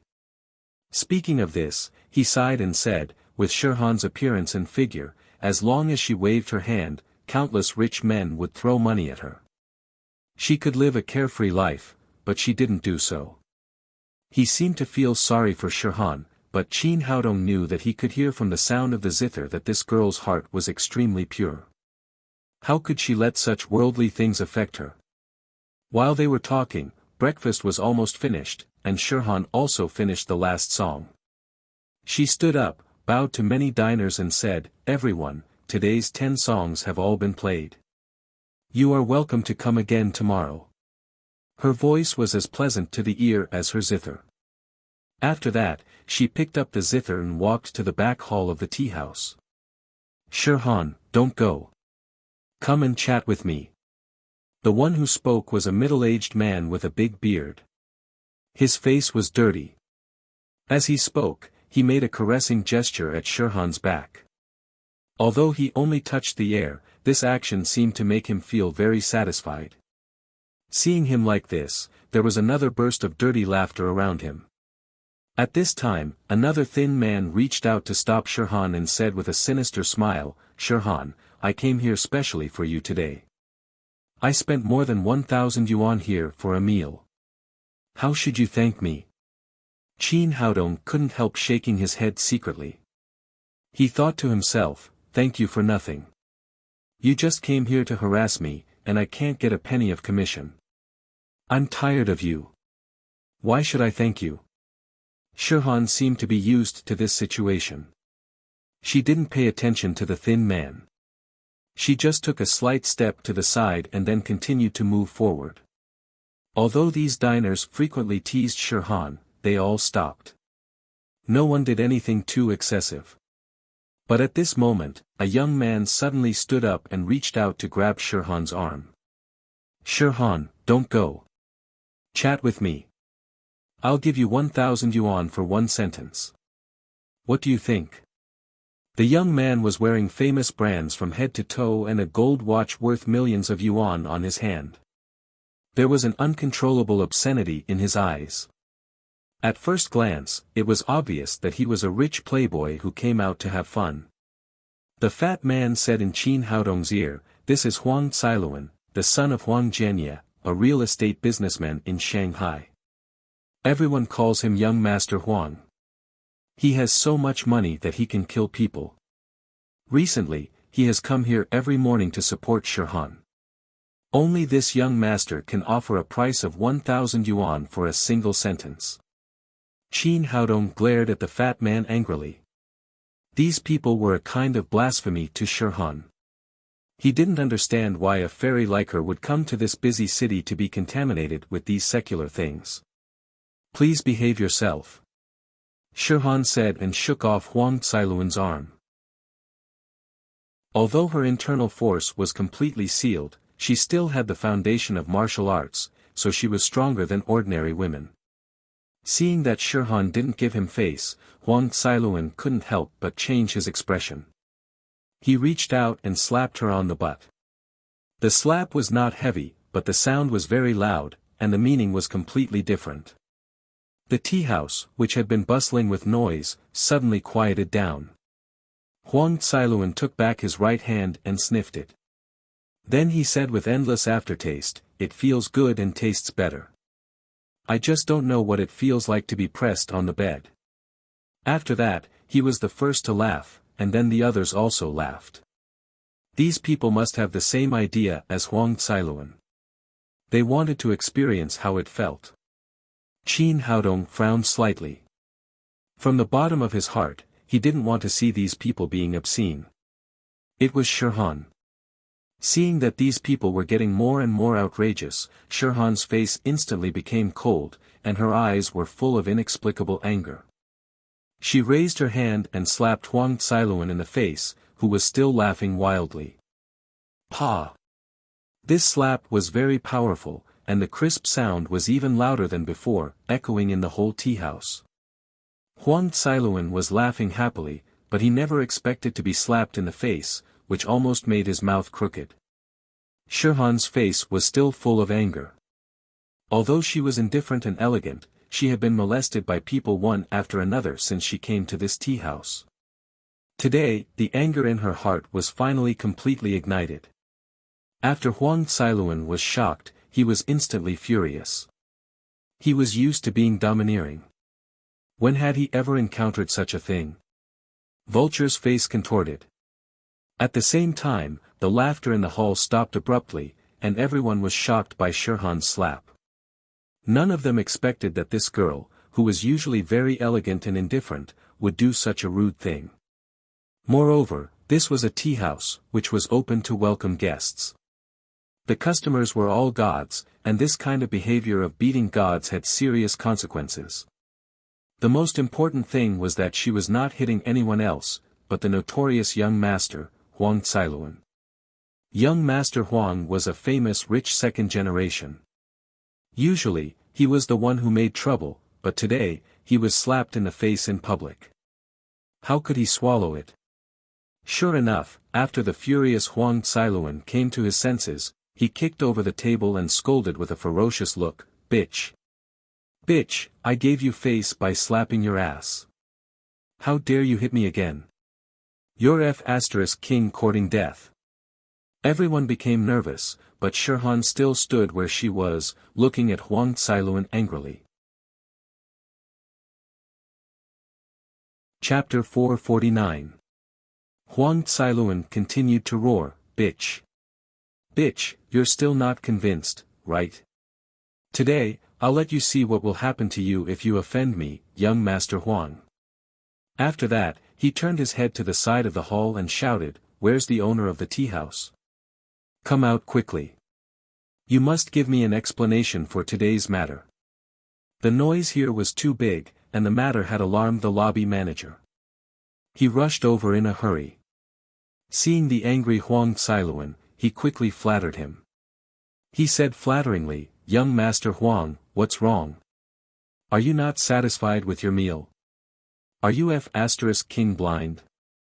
Huang Cailuan pointed to the slap mark on his face and roared at the lobby manager, "I was hit by the bitch who played the zither here. Today, you must give me an explanation." Hearing Huang Cailuan's accusation, the lobby manager immediately turned his head to look at Shirhan. The expression on his face immediately changed from servile to domineering. "Are you crazy? How dare you hit a guest? Apologize to young Master Huang." His own person was molested by a guest, and the first thing he did was to ask the person to apologize humbly. Many guests were extremely disdainful of the lobby manager's approach. Shirhan glared at the lobby manager angrily, then turned her head and left, completely ignoring his words. Huang Cailuan shouted, "Bitch! Bitch, where are you going? Stop right there." The lobby manager flashed in front of her and shouted, "Jia Shirhan, are you deaf? I told you to apologize to young Master Huang." Only then did Qin Haodong know that the girl's full name was Jia Shirhan. As soon as the lobby manager finished shouting, he heard a slap and a bright red slap mark appeared on his face. Jia Shirhan's face was red. Obviously, she was extremely angry. She slapped the lobby manager aside and then stepped forward. Seeing this scene, the guests next to them began to clap and cheer. Right at this moment, a sharp voice sounded out. "Stop right there. If you dare to take another step forward, I'll break your legs and sell you to the bathing center."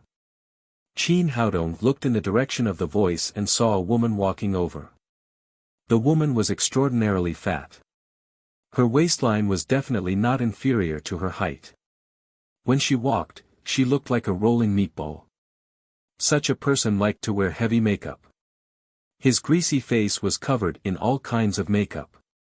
When he walked, not only did the fat on his body jiggle, the makeup on his face kept falling off. It was disgusting to look at. The meatball was the lady boss of this tea house, Zhu Dongmei. Everyone called her Big Fat Pig in private. Zhu Dongmei came in front of Jia Shirhan and shouted fiercely, "If you pretend to be noble in front of me again, I will sell you to the bathing center as a whore." "Son!" When Huang Cailuan heard her words, he smiled ferociously and said, "That's great. At that time, I will bring people there every day. Whoring you, let's see if you can still pretend in front of me." His pair of lustful eyes stared at Jia Shirhan's curvaceous figure, as if he had already seen her being pressed under his body. Jia Shirhan didn't say anything. She just stood there with her eyes blazing. "Bitch! Son, are you deaf? Quickly kneel down and apologize to young Master Huang." Zhu Dongmei was about to go mad with anger. Usually, she was sharp and mean. She treated the staff of the tea house extremely fiercely. She never expected that there would be a situation where the staff beat the guests today. If this news got out, how would her tea house open in the future? Who would send money to the Hemming tea house? Jia Shihan glanced at Zhu Dongmei and still didn't speak. It seemed that there were no words to express her feelings at this time. Zhu Dongmei roared again, Jia Shihan, let me tell you, you signed a 3-year contract. It is clearly written in our contract that you must put the image of the tea house first. You must not affect the business of the tea house. Otherwise, you will have to compensate 10 times the sum of your salary for 3 years. Do you want to violate the rules now? This is too evil. There is actually such a tyrannical clause in the contract. The guests around them began to whisper. Jia Shihan said angrily, I don't understand your contract at all. You lied to me to sign it. Zhu Dongmei was immediately like a cat whose tail had been stepped on. She screamed, Bullsh *T. Your name is written in black and white. How can it be that I lied to you? Proprietress, your husband, brother Zhu, and I are friends. Because of this, I usually support the business of the Hemming tea house. Today, I was beaten by a woman here. Shouldn't you give me an explanation? Huang Cailuan added fuel to the fire for Zhu Dongmei. Zhu Dongmei shook her fat body, stared at Jia Shihan, and shouted, hurry up and apologize to young Master Huang. Otherwise, I will make it impossible for you to survive in the entire Shanghai. What a big tone. Qin Haodong smiled disdainfully.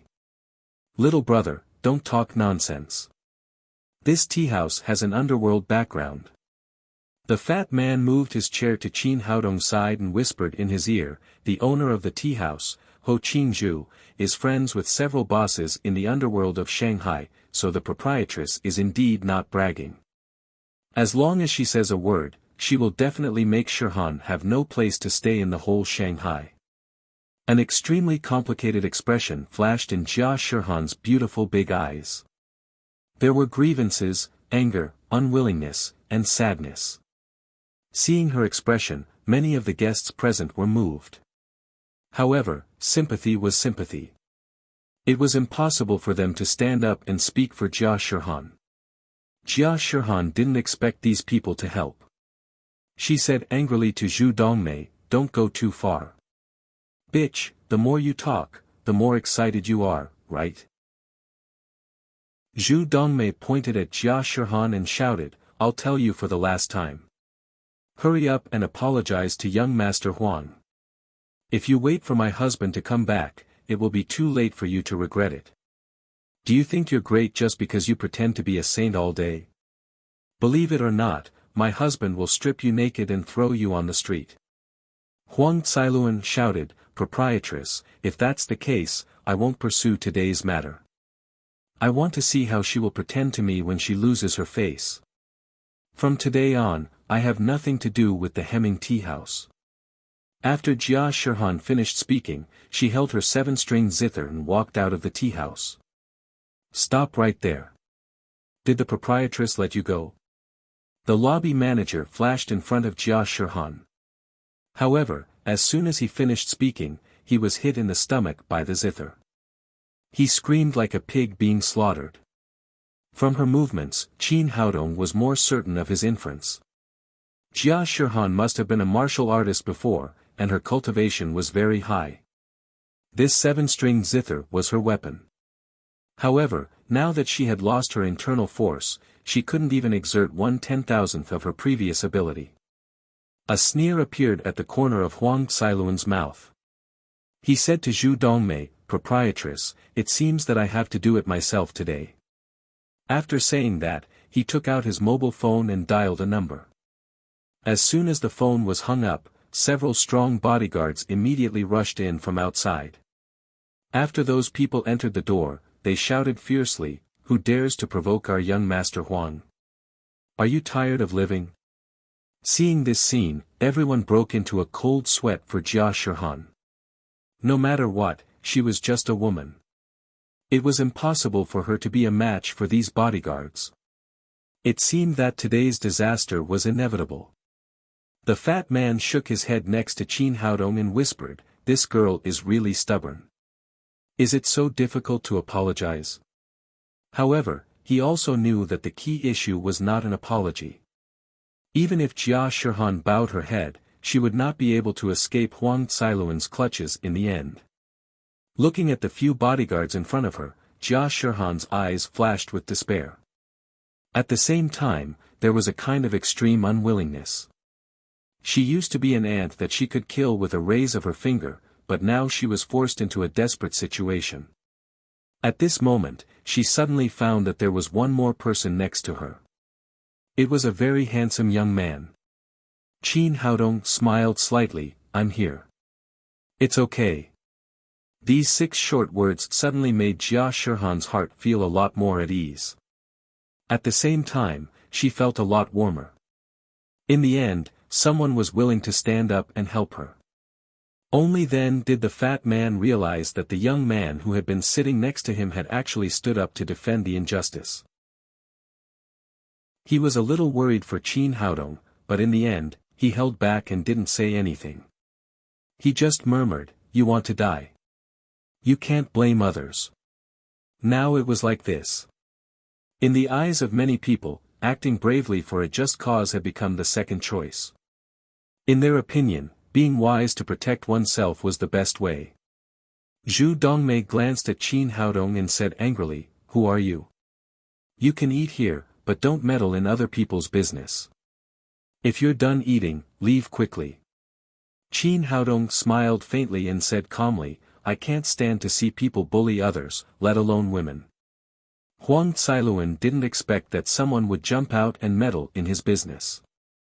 If he didn't get his face back today, he really wouldn't be able to survive in Shanghai in the future. Thinking of this, the anger in his heart became more and more intense. He shouted to his bodyguards, "Cripple this gigolo and take that bitch away. I must have sex with her today." Hearing their master's order, the bodyguards immediately rushed towards Qin Haodong and Jia Shihan aggressively. Qin Haodong reached out and pulled Jia Shihan behind him. At this time, the fist of the first bodyguard had already arrived in front of him. He reached out and grabbed the bodyguard's wrist. Then, he raised his hand and cut his neck with a palm knife. As a Chinese medicine practitioner, he was very familiar with the human body. Whether it was the strength or the scale, they had reached the pinnacle of perfection.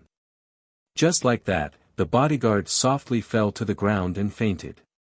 Then, Qin Haodong's movements didn't stop. He raised his leg and kicked the chest of the second bodyguard. The bodyguard shot out like a cannonball.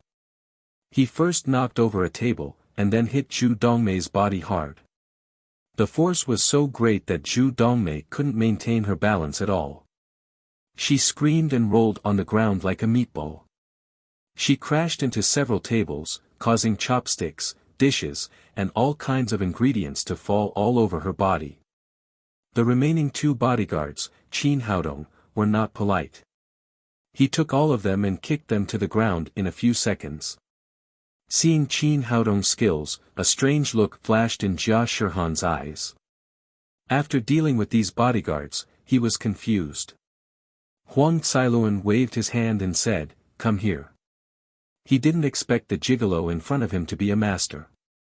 Seeing that all the bodyguards had been knocked down, Huang Cailuan immediately lost his confidence. He shouted fiercely, "Do you King know who I am? How dare you steal my woman here? Do you want to die?" As he spoke, he found that Qin Haodong was walking towards him. He immediately said nervously, "You. What are you going to do? I'm warning you, this is Shanghai. If you offend me, you won't be able to survive." "Stupid. You really talk a lot of nonsense." As Qin Haodong spoke, he raised his hand and slapped him in the face. This slap was much stronger than Jia Shihan's. It directly made Huang Cailuan spin a few times on the ground like a spinning top. Half of his face immediately swelled up, and his teeth fell to the ground. Chapter 450. King dare to hit me, Huang Cailuan was about to go mad with anger. He had never been hit by anyone in his life, but today, he had been hit twice in a row. However, before he could finish shouting, Qin Haodong slapped him on the other cheek again. He spun like a top again. This time, he was beaten until he couldn't tell the direction. When he came back to his senses and saw Qin Haodong's handsome face again, he was no longer as arrogant as before. Qin Haodong grabbed his collar and said in a cold voice, "You didn't eat properly," and harassed the girl. "Hurry up and apologize." Hearing the word apologize, Jia Shihan's eyes were a little wet. Since entering this society, she had seen a lot of hypocrisy in the world. There were many people who coveted her beauty, but this was the first time that someone really wanted to help her. Although Huang Xiluan was shocked by Qin Haodong's momentum, he was also a well-known figure in Shanghai. How could he lower his head and apologize to a woman? He said in a low voice, "Boy, let's forget about today's matter. Don't go too far, or you will definitely pay the price." In his opinion, this was already giving Qin Haodong a lot of face. After all, he was the young master of the Huang family. But after he finished speaking, he saw Qin Haodong smile coldly.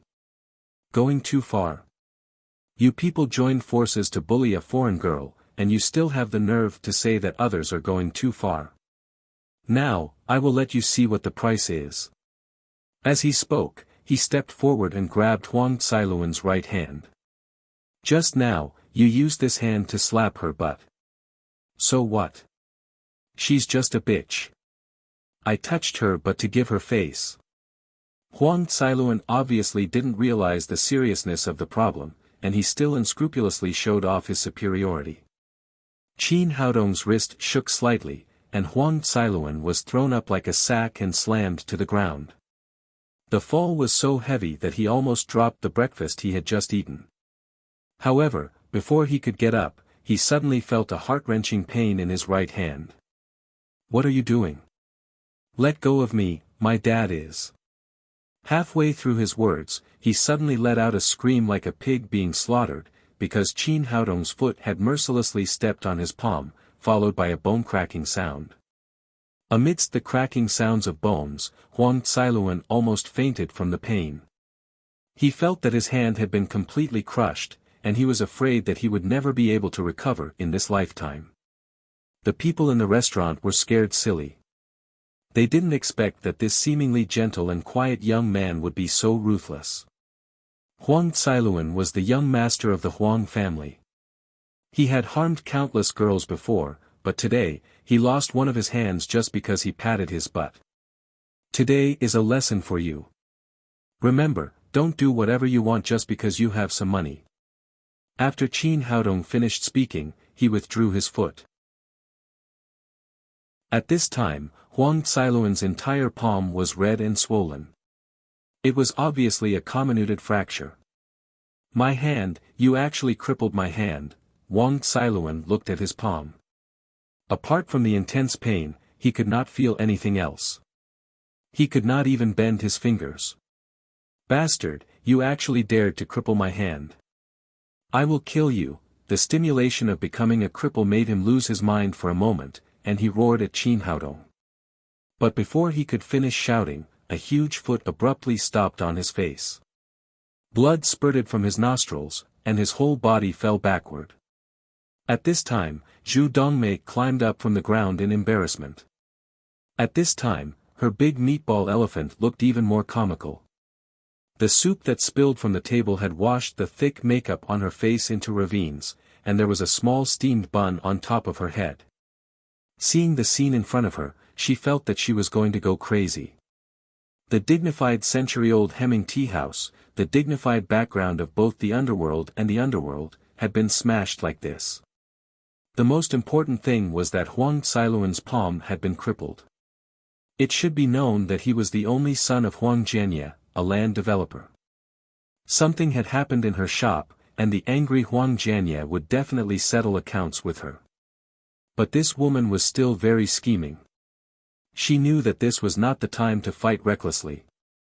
Hiding behind a table, she secretly took out her mobile phone and began to call her husband.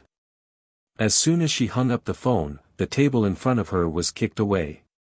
Then Qin Haodong grabbed her hair and dragged her straight in front of Jia Shihan. Zhu Dongmei was a real shrew. When had she ever been bullied like this? Today, she was dragged by her hair, which made her go crazy.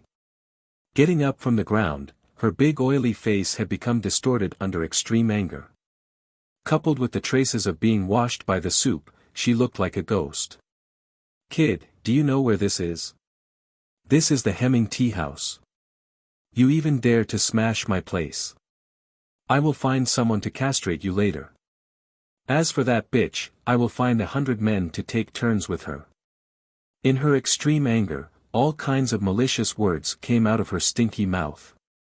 Just as she was enjoying herself, she suddenly felt a sharp pain in her lower abdomen, and then her whole body flew out like a ball. "Hit me. King dare to hit me." Zhu Dongmei got up from the ground and was about to fight with Qin Haodong. However, being rude and unreasonable did not represent strength. Qin Haodong grabbed her hair and threw her against the wall next to him like a broken sack. She weighed more than 100 kilograms, and the impact made the entire tea house tremble. She hit the wall hard, fell to the ground, and fell heavily again. Zhu Dongmei felt that her whole bones were about to fall apart. At this time, she realized what kind of ruthless character she was facing and immediately closed her mouth. Qin Haodong glanced at her and said disdainfully, "Generally speaking, I don't hit women, but a person like you whose heart is so black can't be considered a woman at all." Zhu Dongmei did not speak, but her eyes flashed with an uncontrollable fierceness. She was waiting for her husband, Ho Qingzhu, to come over. At that time, she must tear the man in front of her into pieces. At this time, Jia Shihan, who had been silent, spoke, "Little brother, thank you for your help. You should leave quickly. I will take responsibility for this matter myself." She had been here for 3 months and was very clear about the background of the Hemming Tea House. When the boss came back, there would definitely be a storm. She did not want this kind-hearted young man to be implicated because of her. "I don't have the habit of letting women take responsibility." Qin Haodong smiled at Jia Shihan and said, "Moreover, I have always done things well from the beginning to the end. I don't have the habit of running away halfway." He looked back at Zhu Dongmei and said, "I heard that you tricked the little girl into signing a 3-year contract. Where is the contract? Take it out quickly." Seeing that Qin Haodong wanted a contract for her, Jia Shihan's lips moved a little, but in the end, she did not speak. This contract was like a rope around her neck, suffocating her. It would be best if she could get it back. "Don't even think about it. That was the contract I signed with her. Why should I give it to you?" Since Jia Shihan came to the Hemming Tea House, the turnover here had risen sharply and more than doubled. She did not want to let go of this cash cow. "You don't want to give it to me?" Qin Haodong smiled slightly. He took a step forward and stepped on Zhu Dongmei's palm with his right foot. "I will count to 3. If you don't hand over the contract, you will end up like Huang Cailuan. 3. 2. After counting to 2, Zhu Dongmei was so scared that her whole body trembled. Huang Cailuan's miserable appearance was right next to her. She did not think that this young man was joking. She quickly shouted, "Don't step on it. Don't step on it. I will give it to you." Qin Haodong withdrew his foot and said, "It would have been better if you had done this earlier." Zhu Dongmei quickly withdrew her hands and placed them under her fat buttocks, as if she would be much safer this way. She looked at Qin Haodong in horror and said, "The contract is in my husband's hands. He will come later. As long as he comes, I will give it to you immediately." Qin Haodong glanced at her and shouted, "It seems that you still haven't given up. Are you counting on your husband to avenge you?" Zhu Dongmei's careful thoughts were caught by the young man in front of her. She quickly lowered her head, for fear that Qin Haodong would see her hateful eyes. "No, that contract is really in my husband's hands. Since you want to wait, then wait." Qin Haodong did not care and said, since you want to wait, it's boring to stay. You kneel down and apologize to this girl now. You can get up when your husband comes. What? You want me to kneel down to her? That's impossible.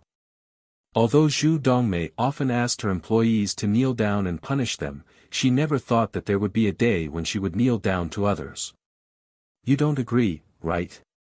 Then I promise that you will never have a chance to kneel down with your legs in the future. Qin Haodong's voice was very calm and even very gentle.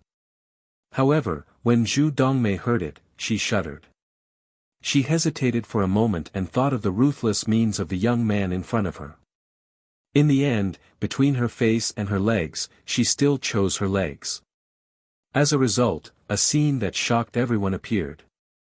Zhu Dongmei, who had always been arrogant and domineering, actually knelt down in front of Jia Shihan. I'm sorry. These 3 words were extremely difficult to say. They were full of anger and humiliation. Zhu Dongmei was already extremely angry at this time. She was looking forward to Ho Qingzhu's early return, and then inflict the humiliation she had suffered on the young couple 100 times. People like her always considered problems from their own standpoint and never reflected on their own mistakes. Qin Haodong said with dissatisfaction, "Your voice is too low. Is this the attitude of admitting your mistake?" "I'm sorry, I was wrong."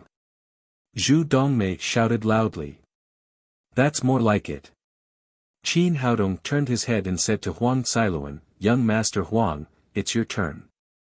Kneel down and apologize." At this time, Huang Cailuan was already sweating from the pain. He looked at Qin Haodong with deep hatred in his eyes. "What? Are you not willing?" While speaking, Qin Haodong's eyes saw his remaining left hand again. Huang Cailuan was so scared that his whole body trembled. He didn't want to lose his left hand again. He could only kneel in front of Jia Shihan with Zhu Dongmei. Seeing the 2 people who bullied her kneel in front of her and apologize, Jia Shihan's eyes were filled with tears. She was full of gratitude to the young man in front of her. If it weren't for this person's righteous help, her fate could be imagined. She would definitely be humiliated to death by Huang Cailuan. This time, she didn't let Qin Haodong go first. She said, "Brother, let me play a song for you." "Okay, I'm all ears." As Qin Haodong spoke, he pulled a chair and sat down. Jia Shihan also found a clean table. She put the 7-string guqin on the table and began to play. The surrounding diners were stunned. This young couple was really crazy. After beating Zhu Dongmei and Huang Cailuan like this, they didn't run away quickly. They actually played a song here. Did they really think that the Hemming tea house was their own back garden? Thinking of the serious consequences that would follow, some bold people stayed here to watch the fun, while the timid ones had quietly slipped away. Chapter 451. No matter what other people thought, Jia Shihan played attentively. Qin Haodong listened leisurely, his fingers tapping on the table from time to time. Soon, the song ended. At this time, there was a harsh sound of brakes outside the door. Then, more than a dozen people rushed into the tea house. Among the 3 people walking in the front, one was short and thin. He had no hair on his bald head. He had a red nose and a shoehorn face. He was the image of bald Chang. The 2 people next to him were tall and fat. They were 1.9 meters tall and weighed more than 100 kilograms. They were Bear brothers and Bear too. Seeing these 3 people, the diners who were still in the restaurant were silent. The thin man was Ho Qingzhu, the owner of the Hemming tea house. The other 2 were Xiong Taijun, the boss of the Shanghai biker gang, and Yang Jinlong, the president of the Sanjiang Society. These 3 people were followed by more than a dozen people. These people were all bare-chested, unscrupulously revealing all kinds of tattoos on their bodies. They held machetes in their hands, looking fierce and menacing. Others were afraid, but Qin Haodong almost laughed when he saw these 3 people. The combination of Bald Chang, Bear Brothers, and Bear 2 was really weird. After entering the door, Ho Qingzhu was shocked when he saw Zhu Dongmei kneeling on the ground. This woman was usually extremely shrewish. Even he was somewhat afraid of her. He didn't expect her to kneel on the ground and not move today. Who had such great power? Wife, what's wrong with you? Husband, you're back. Zhu Dongmei no longer cared about Qin Haodong. She stood up and rushed over. However, she was too heavy. She was so emotional that she almost threw the thin Ho Qingzhu to the ground. Huang Cailuan also got up from the ground. His left hand was comminuted. It was so painful that he cried. He didn't dare to go to the hospital just now. When he saw Yang Jinlong, it was as if he had seen his savior. He immediately went over and said, "Uncle Yang, it's that little white face who hurt me. You must help me kill him. I'm going to the hospital now." After that, he ran out of the tea house without looking back, accompanied by several bodyguards. His family was very familiar with Yang Jinlong. They knew the ruthlessness of the Sanjiang gang's boss, so in his opinion, Qin Haodong was bound to die. Qin Haodong didn't care about a nobody like him, so he just ran away. At this time, Ho Qingzhu said to Zhu Dongmei, "Honey, what's going on?" Zhu Dongmei turned around, pointed at Qin Haodong and Jia Shihan, and said, "Husband, it's that little bitch. Not only did she hit young Master Huang, but she also seduced a wild man. He smashed our tea house and beat me like this. He even forced me to kneel and apologize to that little bitch." Speaking up to this point, she felt so humiliated that she actually started to cry. She was used to being domineering all these years. When had she ever suffered such grievances? Ho Qingzhu had just received a call saying that someone was causing trouble at his tea house. He was told to bring people back quickly.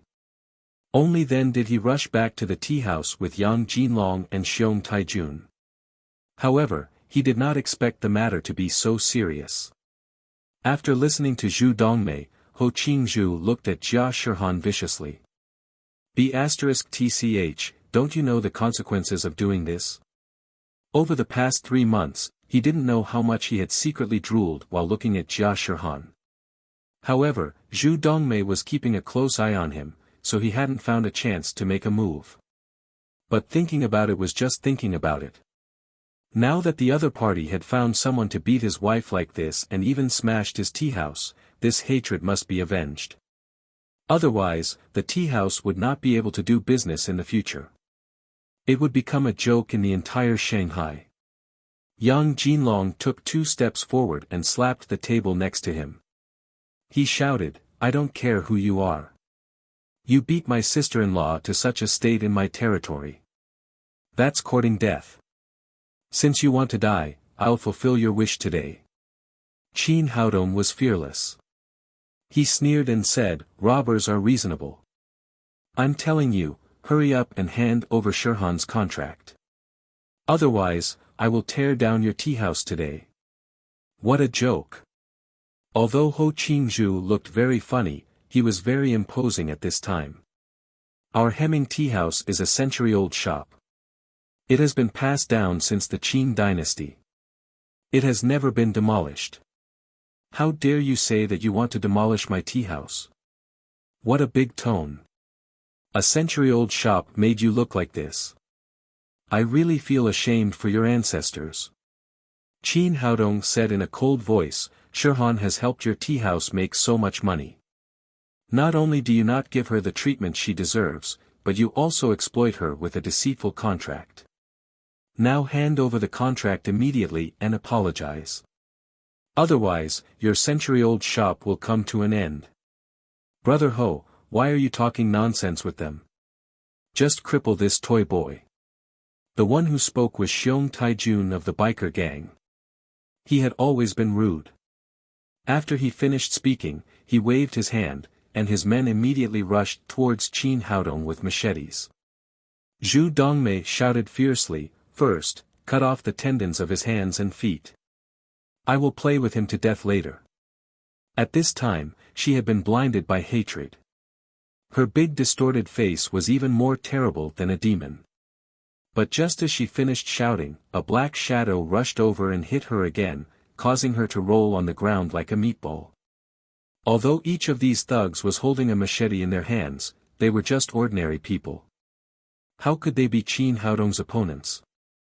Before Ho Qingzhu and the others could react, these dozen or so people had all been put down on the ground, and miserable howls resounded in the air. Yang Jinlong and the other two had never expected it to be like this. Qin Haodong's strength was far beyond their expectations. They had been in the underworld for so many years, but they had never seen such a good person. Xiong Taijun was also tough. He stepped forward and said, "Boy, I know you have some skills, but so what? You can beat 10 people, but can you beat 100 people? We have hundreds of brothers in the biker gang. If I call them over, they can also kill you." Yang Jinlong also said, "Yes, the brothers of our Sanjiang society are not weak. I advise you to kowtow to my brother and admit your mistake. Otherwise, I guarantee that you won't be able to survive in Shanghai." Qin Haodong burst into laughter and said, "I've never seen someone so tough after losing. I like to solve the trouble once and for all. Since you're not convinced, then call everyone here." "Boy, this is what you said. If you have the guts, don't run here. Wait for me." After Yang Jinlong said that, he immediately took out his mobile phone and made a call. "Hemming Tea House, call all the people over. Come here and kill people for me." Xiong Taijun did not show weakness and also began to call his men. Qin Haodong smiled and also took out his mobile phone. "Since you have all called people, I will also call some people over. Let's see whose people are more powerful." At this time, the onlookers suddenly realized why this young man was so tough. Not only was his skill frighteningly good, but he also had power in Shanghai. It seemed that there would be a good show to watch today. Ho Qingzhu shouted, "Call people if you have the guts. I don't believe that there is anyone in Shanghai who can suppress the biker gang and the Sanjiang society." Qin Haodong smiled and ignored him. He directly dialed Ma Wenjua's number. He had two purposes. First, he wanted to help Jia Shihan completely solve the trouble. Otherwise, it would not matter to him, but these people would definitely go to trouble her again. Second, Ma Wenjua and the others had been in Shanghai for almost 2 months. He also wanted to see how his brother had managed the daddy security company. "Dongzi, why did you think of calling me today? Do you miss me? If you miss me, then come and see me." As soon as the phone was connected, Ma Wenjua began to talk incessantly. Qin Haodong interrupted him and said, "Don't talk nonsense. I have already arrived in Shanghai. I am now at the Hemming Tea House. I am being blocked here with a knife." "What? Are you kidding?" Ma Wenjua didn't quite believe it. "I don't have time to joke with you." Qin Haodong said, "Hemming Tea House, come quickly. They want to compete with me to see who is more powerful. Damn it. There is actually someone in Shanghai who dares to talk to my brother like this. Hemming Tea House, right? Wait for me. I will bring people over now." After Ma Wenjua finished speaking, he immediately hung up the phone. "What? Are you done with the phone call?" Ho Qingzhu looked at Qin Haodong with a sarcastic face. In his opinion, this pretty boy was bluffing. It was obvious that he had a foreign accent, yet he still dared to call people in Shanghai. Although his skills were good, when a large number of people came, he would still have to lie on the ground and pretend to be a grandson. In Shanghai, no one could challenge the biker gang and the Sanjiang society. At this time, there was a roar of motors outside the door. One motorcycle after another came to the door of the Hemming Tea House. Punks with machetes and steel pipes jumped out of the cars. These were all people from the biker gang.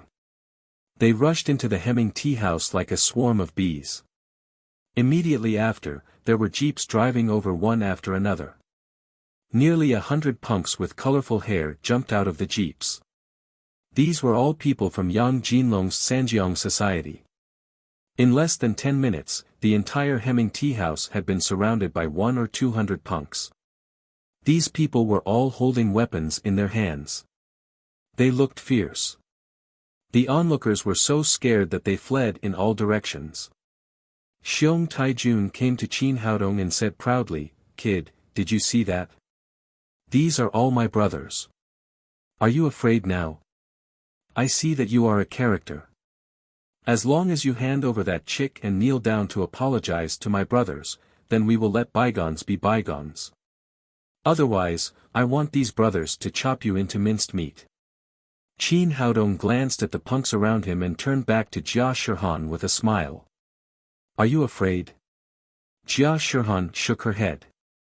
"There is nothing to be afraid of. At most, I will die. If you die, I will be buried with you." This little girl was still so calm at this time. It was rare. Qin Haodong smiled and said, "What do you call this?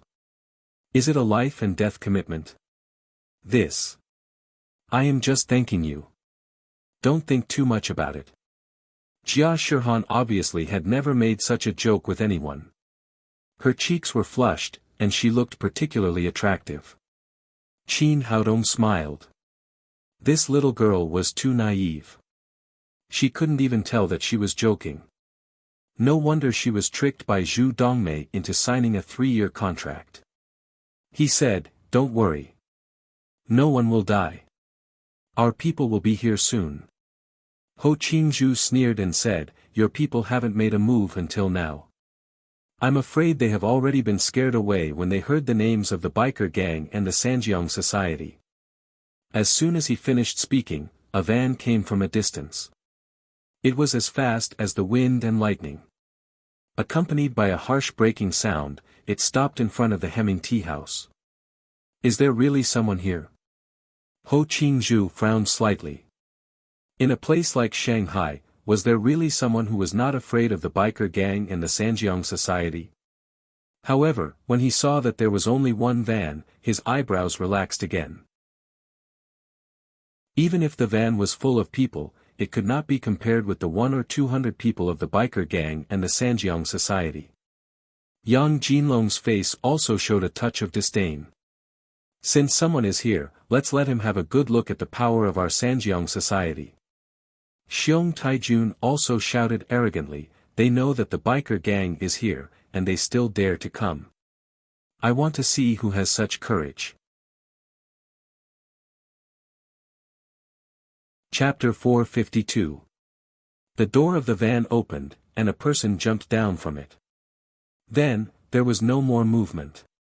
Seeing this scene, Ho Qingzhu suddenly laughed. He laughed very happily, and his tears were about to flow down. One person had made such a big fuss, but the other party only came by one person. Could it be a delivery man? Funny. It was so funny. But after laughing for a while, he found that he was the only one laughing. Not only did Yang Jinlong and Xiong Taijun not laugh, but even his thugs did not laugh. They were all looking at that person nervously. Just as he was trying to figure out what was going on, 10 more vans drove over. These doors opened, and they were not empty. Tall and straight figures jumped down one after another. These people who rushed out were all wearing the same uniform, black t-shirts with 2 big words printed on their chests. It was, "Daddy." After these people got out of the car, they quickly stood in 2 rows. Although the word "Daddy" on their chests looked a little funny, their bodies exuded a soul-stirring aura, which made people not dare to look down on them. Were these all brought by the gigolo? Ho Qingzhu had already felt the strength of these people. He turned his head to look at Yang Jinlong and Xiong Taijun. After all, these 2 people were the source of his confidence. But at this time, he noticed that the 2 leaders of the biker gang and the Sanjiang society were livid at this time. Their bodies were slightly trembling, and their eyes were full of fear. Behind them, even the hundreds of members of the biker gang and the Sanjiang society showed a look of fear and retreated one after another. Two of them couldn't even hold the sabers in their hands and fell to the ground with a harsh clang. What the hell was going on? What made the biker gang and the Sanjiang society so afraid? Before Ho Qingzhu and Zhu Dongmei could figure it out, Ma Wenjue had already rushed into the Hemming tea house with 100 elites from the Daddy Security Company. Seeing this situation, the people from the biker gang and the Sanjiang society did not dare to stop them at all. On the contrary, they automatically made way for the people from the Daddy Security Company to go straight in. They went straight to the front of Qin Haodong and the others. "Boss, you are here." After seeing Ma Wenjue, Yang Jinlong and Xiong Taijun immediately greeted him with flattering faces. Their posture was so low that their hands were in their crotches. Ho Qingzhu and Zhu Dongmei were completely dumbfounded. What was going on? They were very clear about the status of these two people in the underworld. Who else could make them lower their arrogant heads? Ma Wenjue ignored Xiong Taijun and Yang Jinlong. He quickly came to Qin Haodong and said, "Boss, what's going on?" In private, he and Qin Haodong were brothers, so he always called him Dongzi. But in front of the staff, he still called Qin Haodong boss. Qin Haodong didn't answer his question. He patted Ma Wenjue on the shoulder and said, "You seem to be doing well." Ma Wenjue said proudly, "Of course, don't you see whose brother we are?" Qin Haodong glanced at Xiong Taijun and Yang Jinlong, who were smiling, and said to Ma Wenjue, "Did they call you boss?" "That's right, I'm their big brother now." Ma Wenjue turned around and said to the two of them, "This is my boss. Hurry up and greet him." Xiong Taijun and Yang Jinlong had long lost their arrogance. They immediately bowed and said, "Hello, boss."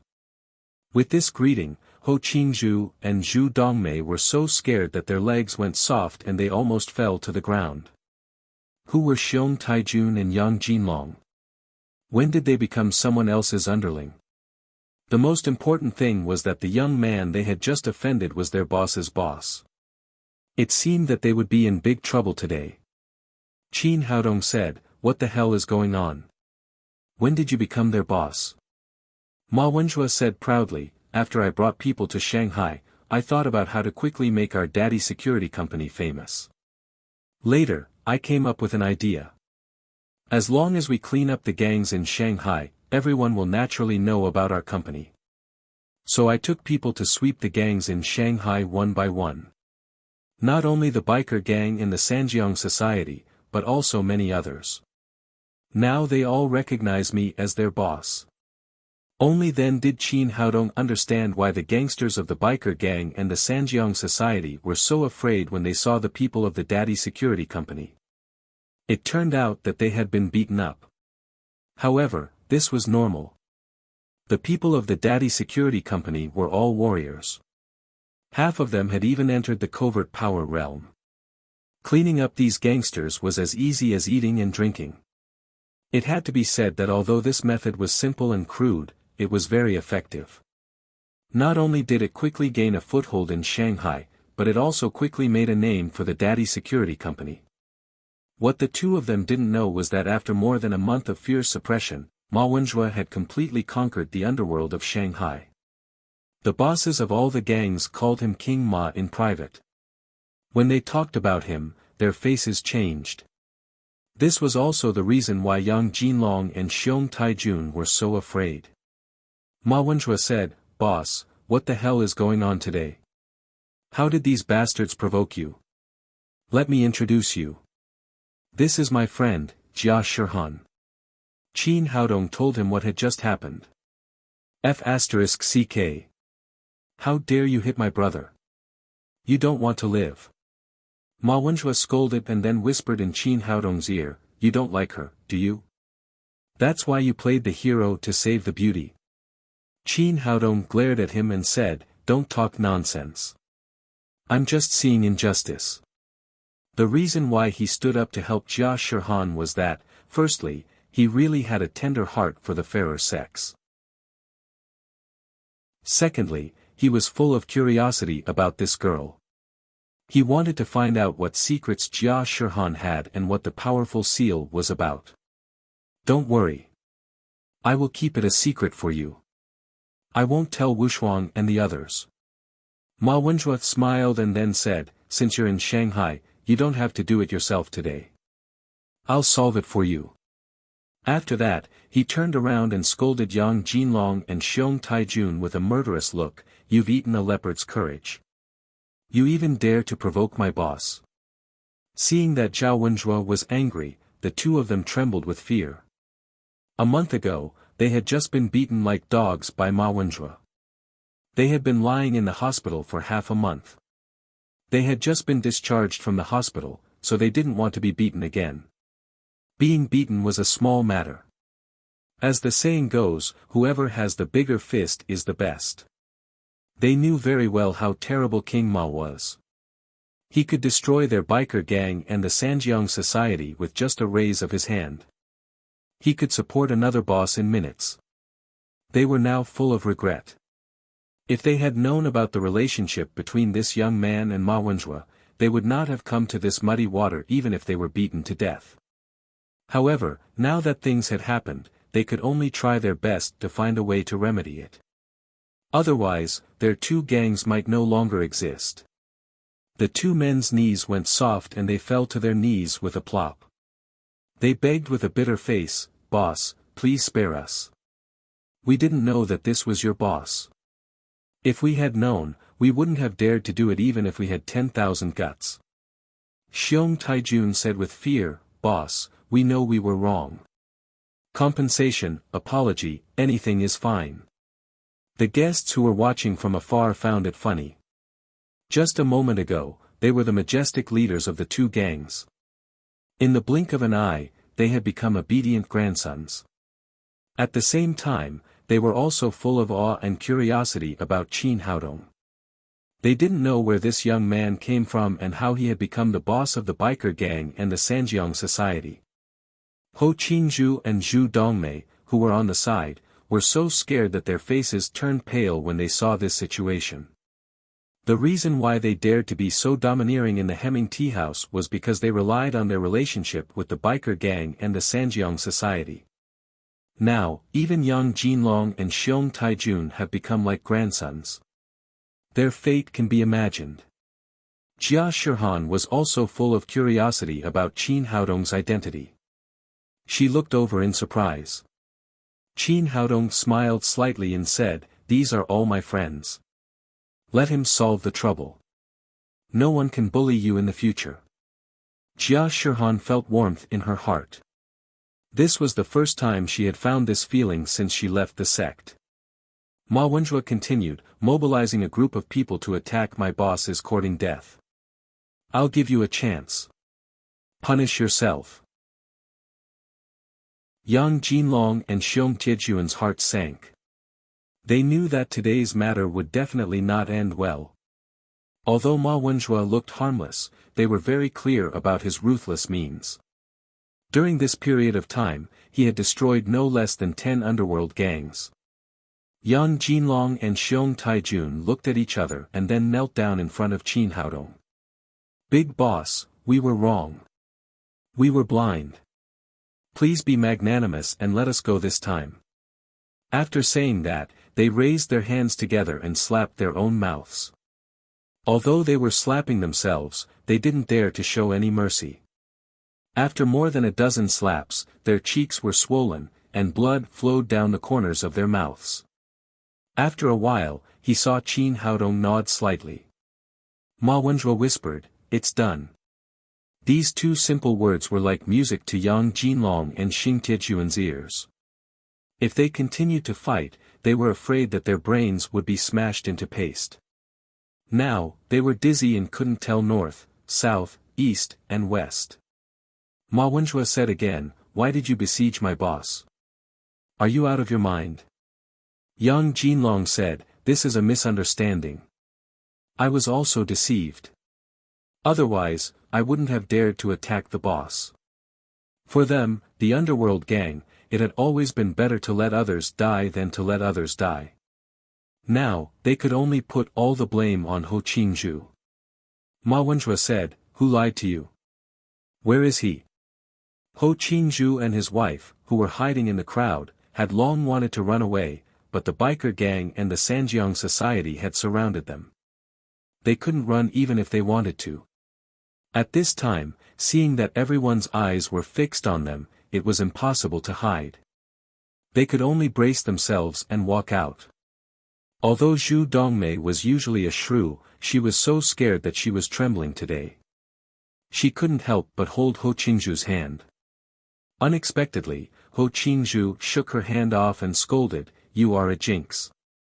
You always cause trouble for me. I won't forgive you."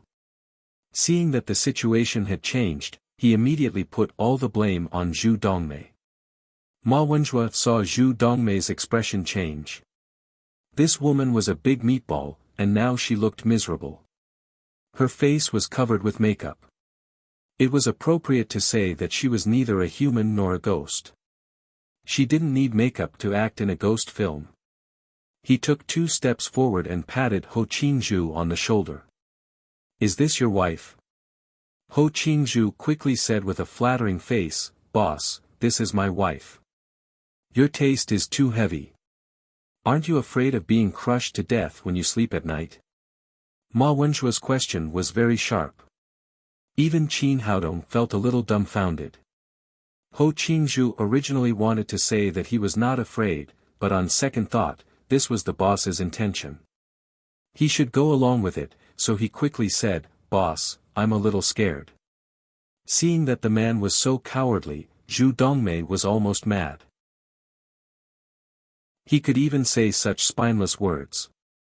"If you're afraid, why did you find such a meatball? Are you out of your mind?"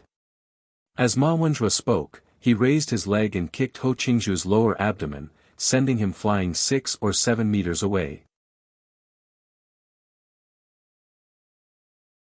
Chapter 453. Ho Qingzhu was already a heavy smoker, and he almost fainted from the kick. Ma Wenjue looked at him coldly and shouted, "Get back here." "I'm coming, boss." Ho Qingzhu endured the pain and crawled back to Ma Wenjue. "Both of you, kneel properly." Ma Wenjue's order scared Ho Qingzhu and his wife. They immediately knelt on the ground. Even Yang Jinlong and Xiong Taijun had knelt down. They didn't dare to think about losing face. Ma Wenjue glanced at Yang Jinlong and Xiong Taijun. "You two, come here and teach them how to behave." Since there was finally a chance to show off, Yang Jinlong quickly said, "Why are you still King stupid? Quickly slap yourself and apologize to the boss." Although he had some relationship with Ho Qingzhu, he couldn't care less at this time. Moreover, the two of them hated Ho Qingzhu to the core. If it weren't for the husband and wife, he wouldn't have ended up like this. Besides, he had already slapped himself. Why wouldn't they slap him? Ho Qingzhu braced himself and raised his hand to slap himself. It hurt a lot, so the second slap was much lighter. Zhu Dongmei was a woman. Although she was very ugly, she still cared about her appearance. Naturally, she was lighter than Ho Qingzhu. Seeing this situation, Ma Wenjue said discontentedly, "What are you doing? Are you giving me a massage or tickling?" Ho Qingzhu and Xiong Taijun quickly increased their strength, but it still didn't satisfy Ma Wenjue. He turned his head to look at Xiong Taijun and Xiong Taijun. "You two, slap hard. If I'm not satisfied, I'll cut off your claws." He asked Yang Jinlong and Xiong Taijun to slap their friends. This was to give Qin Haodong an explanation and also to sow discord between them. He was afraid that they would never be friends in this life. Yang Jinlong and Xiong Taijun couldn't care less now. Moreover, they were implicated by Ho Qingzhu. They were already angry and now they finally had a chance to vent. They slapped the two people's faces one after another. It was much more enjoyable to hit others than to hit themselves. Soon, Ho Qingzhu and Zhu Dongmei were bleeding from the corners of their mouths and their heads were swollen like pigs. Just like that, the two of them slapped each other again and again as though they were competing. The crisp sounds of slapping reverberated in everyone's ears. Looking at the miserable appearance of these two people, Jia Shihan's expression changed a little. She said in Qin Haodong's ear, "Is it about time? Why don't we ask them to stop?" Qin Haodong glanced at her. This naive little girl was still very kind. "Have you ever thought about what would happen to us if we were the ones who fell into their hands?" This, Jia Shihan was immediately speechless. She was not a fool. Just now, Zhu Dongmei had clamored that she would castrate Qin Haodong and then find 100 men to take turns with her. With this woman's character, she was not joking. If she and Qin Haodong fell into their hands, it would be difficult for them to escape. Qin Haodong added, "In this society, you can't be soft-hearted to evil people. There's a Buddhist saying that killing evil people is doing a good deed. People with black hearts like this should be taught a lesson." Jia Shihan nodded and said, "I understand." In this way, Ho Qingzhu and his wife were slapped more than 100 times. They were about to faint from the slaps. Qin Haodong then said lightly, "Okay, that's it for now." Hearing Qin Haodong's words, Yang Jinlong and his wife stopped and then scolded Ho Qingzhu, "The boss showed mercy and let you two go. Hurry up and thank him." "Thank you, boss." "Thank you, boss." At this time, Ho Qingzhu and his wife had been completely subdued. They were beaten like this, but they did not dare to show any hatred. Ma Wenhua looked at Qin Haodong and said, "Boss, is this okay?" "That's it for now." Qin Haodong looked at Ho Qingzhu and his wife and said, "Can you take out the contract now?" Yes, it's here." Although Jia Shihan was the cash cow of their tea house, the two of them did not dare to go against Qin Haodong's wishes. Ho Qingzhu reached out and took out a contract from his pocket and handed it to Qin Haodong. After Qin Haodong asked Jia Shihan to confirm that there was no mistake, he rubbed his hands and the contract immediately turned into a pile of powder. Jia Shihan was excited. During this time, she had been overwhelmed by the contract. It was like a shackle around her neck. Now, she could finally be free. Ho Qingzhu said with a flattering face, "Boss, I have already handed over the contract. Do you think you can just let us go like a fart?" "It's not that simple." Qin Haodong said, "I just told your wife that if she provoked me again, would tear down your tea house. Now it's time to fulfill my promise." As soon as he finished speaking, Ma Wenhua immediately said to Yang Jinlong and Xiong Taijun, "Did you hear that? The boss has spoken. Hurry up and take your people to tear down this tea house." Although Ho Qingzhu and his wife had just been beaten up, they still felt as if they had been struck by lightning. This sentence was like a bolt from the blue to them. They quickly cried and shouted, "You can't tear it down. The Hemming tea house is a century-old business. You can't tear it down." They had just been slapped more than 100 times, but they didn't dare to let out a fart. Now that they wanted to tear down the tea house, these two guys were like crazy. They crawled over to hug Qin Haodong's thigh, but they were both kicked away by Yang Jinlong. "You guys are blind. Can you change my boss's decision?" Ma Wenhua glanced at him and said, "I'll give you two a chance to make up for your mistakes. Hurry up and do it." Hearing that they could make up for their mistakes, Yang Jinlong and Xiong Taijun immediately became excited as if they had been injected with chicken blood. They quickly agreed. Originally, they were worried that the biker gang and the Sanjiang society would no longer have a foothold. Now, it seemed that as long as this matter could be done to the satisfaction of the boss, then the two gangs would be saved. Ho Qingzhu and Zhu Dongmei lay on the ground and wailed. Money could be earned again. No matter how ugly their faces were after being slapped, there would always be a day when the swelling would disappear. However, if the Hemming tea house was demolished, then they would be completely finished. "Boys, did you hear that? Hurry up and do it." The two of them gave orders to their men respectively. The biker gang and the Sanjiang society added up to a total of nearly 200 punks. They waved the weapons in their hands and rushed to the Hemming tea house together. Smoke and dust rose from the smashing scene. Qin Haodong and Ma Wenjue walked out of the Hemming tea house with their men and returned to the van to watch the fun. Ho Qingzhu and Zhu Dongmei, who were lying on the ground, were also dragged out of the tea house by the people from the Daddy Security Company and thrown in front of the van. How could the boss not be there for such a lively event like tearing down a house? Yang Jinlong directed his men to climb to the second floor of the tea house, took down the plaque of the Hemming tea house, and then chopped it into pieces with a machete. In order to show off in front of Ma Wenjue, Xiong Taijun was naturally unwilling to fall behind. He shouted to his men, "Brothers, hurry up and tear down this tea house." The more people there were, the easier it was. The 200 or so people shouted loudly, and their combat power soared. They waved the machetes and steel pipes in their hands and launched a general attack on the Hemming tea house. They didn't have the courage to face the Daddy Security Company, but they were full of fighting power when facing this tea house. Their destructive power was extremely strong. In the blink of an eye, the tables were smashed, the benches were smashed, and even the various furnishings and cultural relics in the tea house were all chopped and smashed. Soon, they became worthless. Even the chefs who were cooking in the kitchen were pulled out and chased out of the Hemming tea house after a round of punches and kicks. The passers-by didn't know what had happened. They stopped one after another and gathered in front of the door to watch.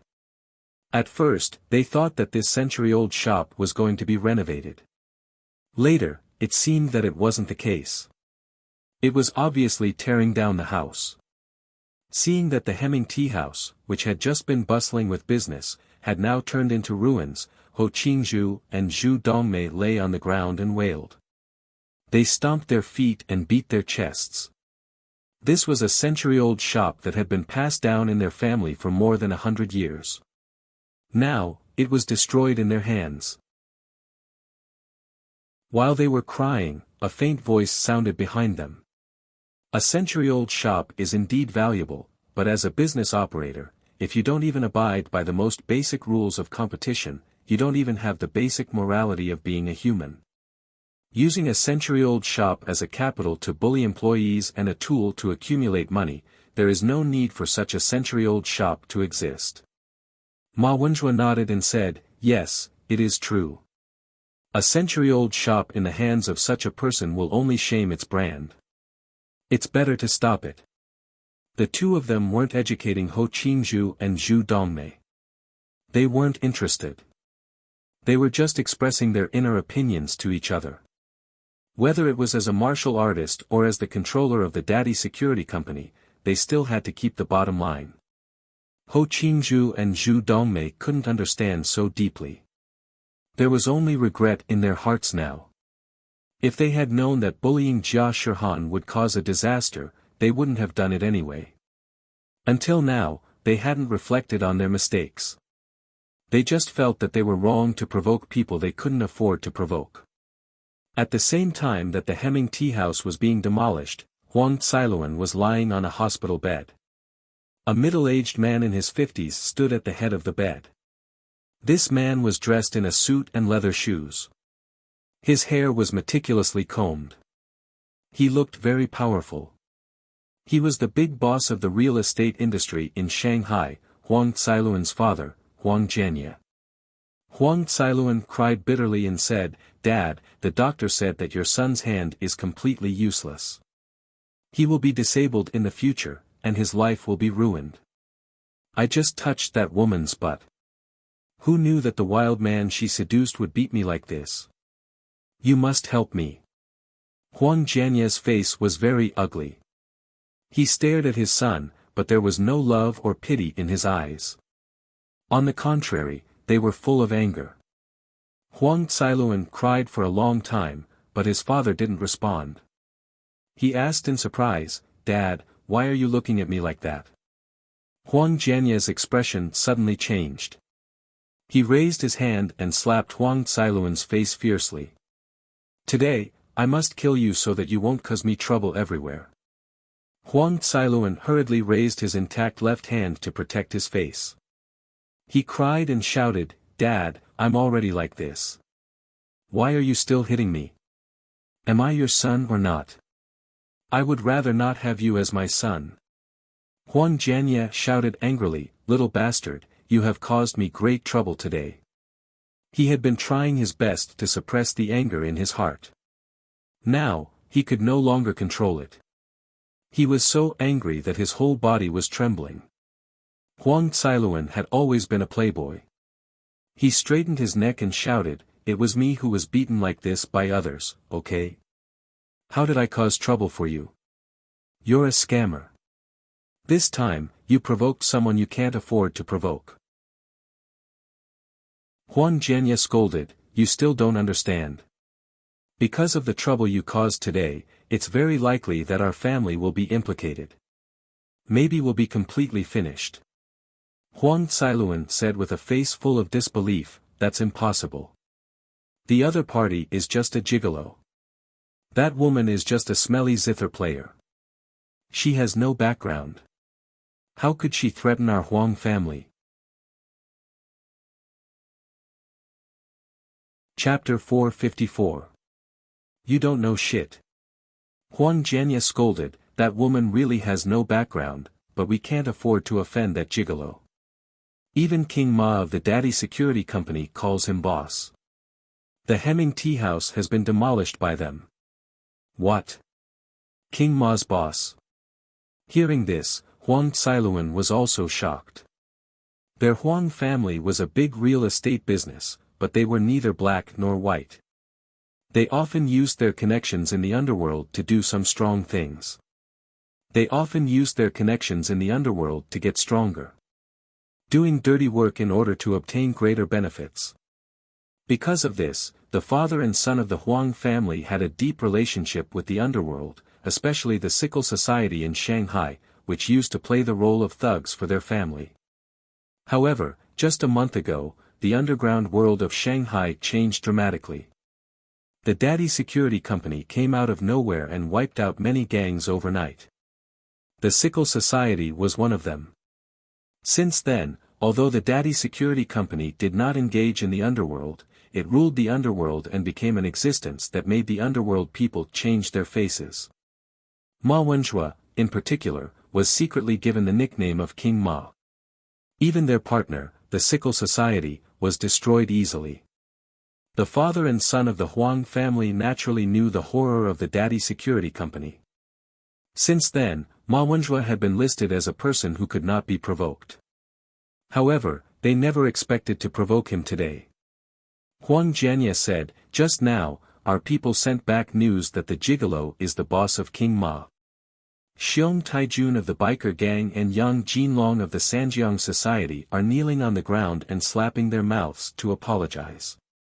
Just because of his words, even the Hemming Tea House has been demolished.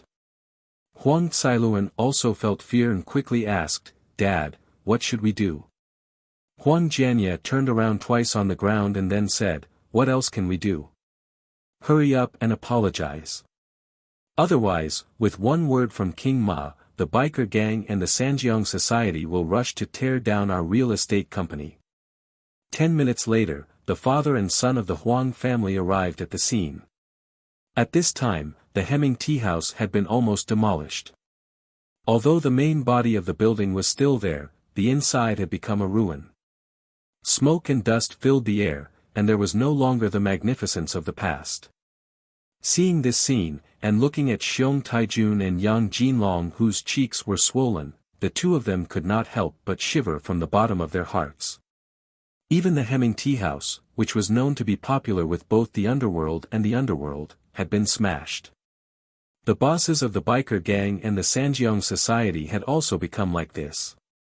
They did not dare to hesitate at all and immediately came to Ma Wenjue with a flattering face.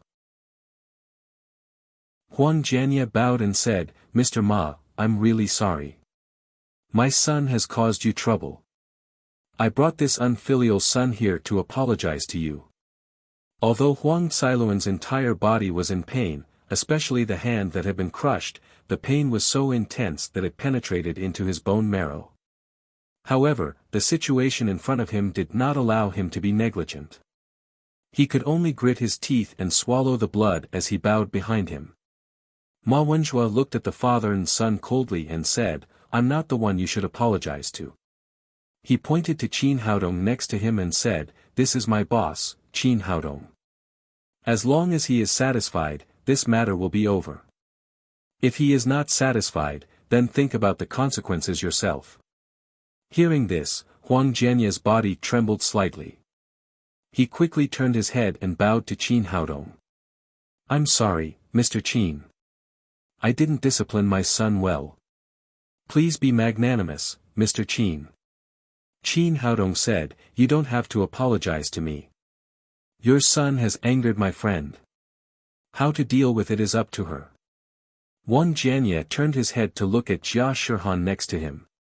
His eyes suddenly flashed with amazement.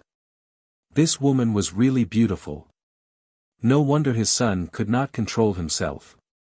However, amazement was amazement, and understanding was understanding. What he had to do now was to calm Qin Haodong's anger. He quickly apologized to Jia Shihan, "Miss, please forgive my son this time." Jia Shihan was inexperienced and had very little social experience. When she was insulted by Huang Cailuan just now, she wanted to cut this guy into pieces. However, at this time, when the Huang father and son bowed their heads and apologized, she did not know what to do. There was even a trace of restraint in her expression. "Forget it. Let bygones be bygones. Don't let him bother me in the future. Miss, don't worry. After I go back, I will discipline this little bastard strictly. I will never offend him again."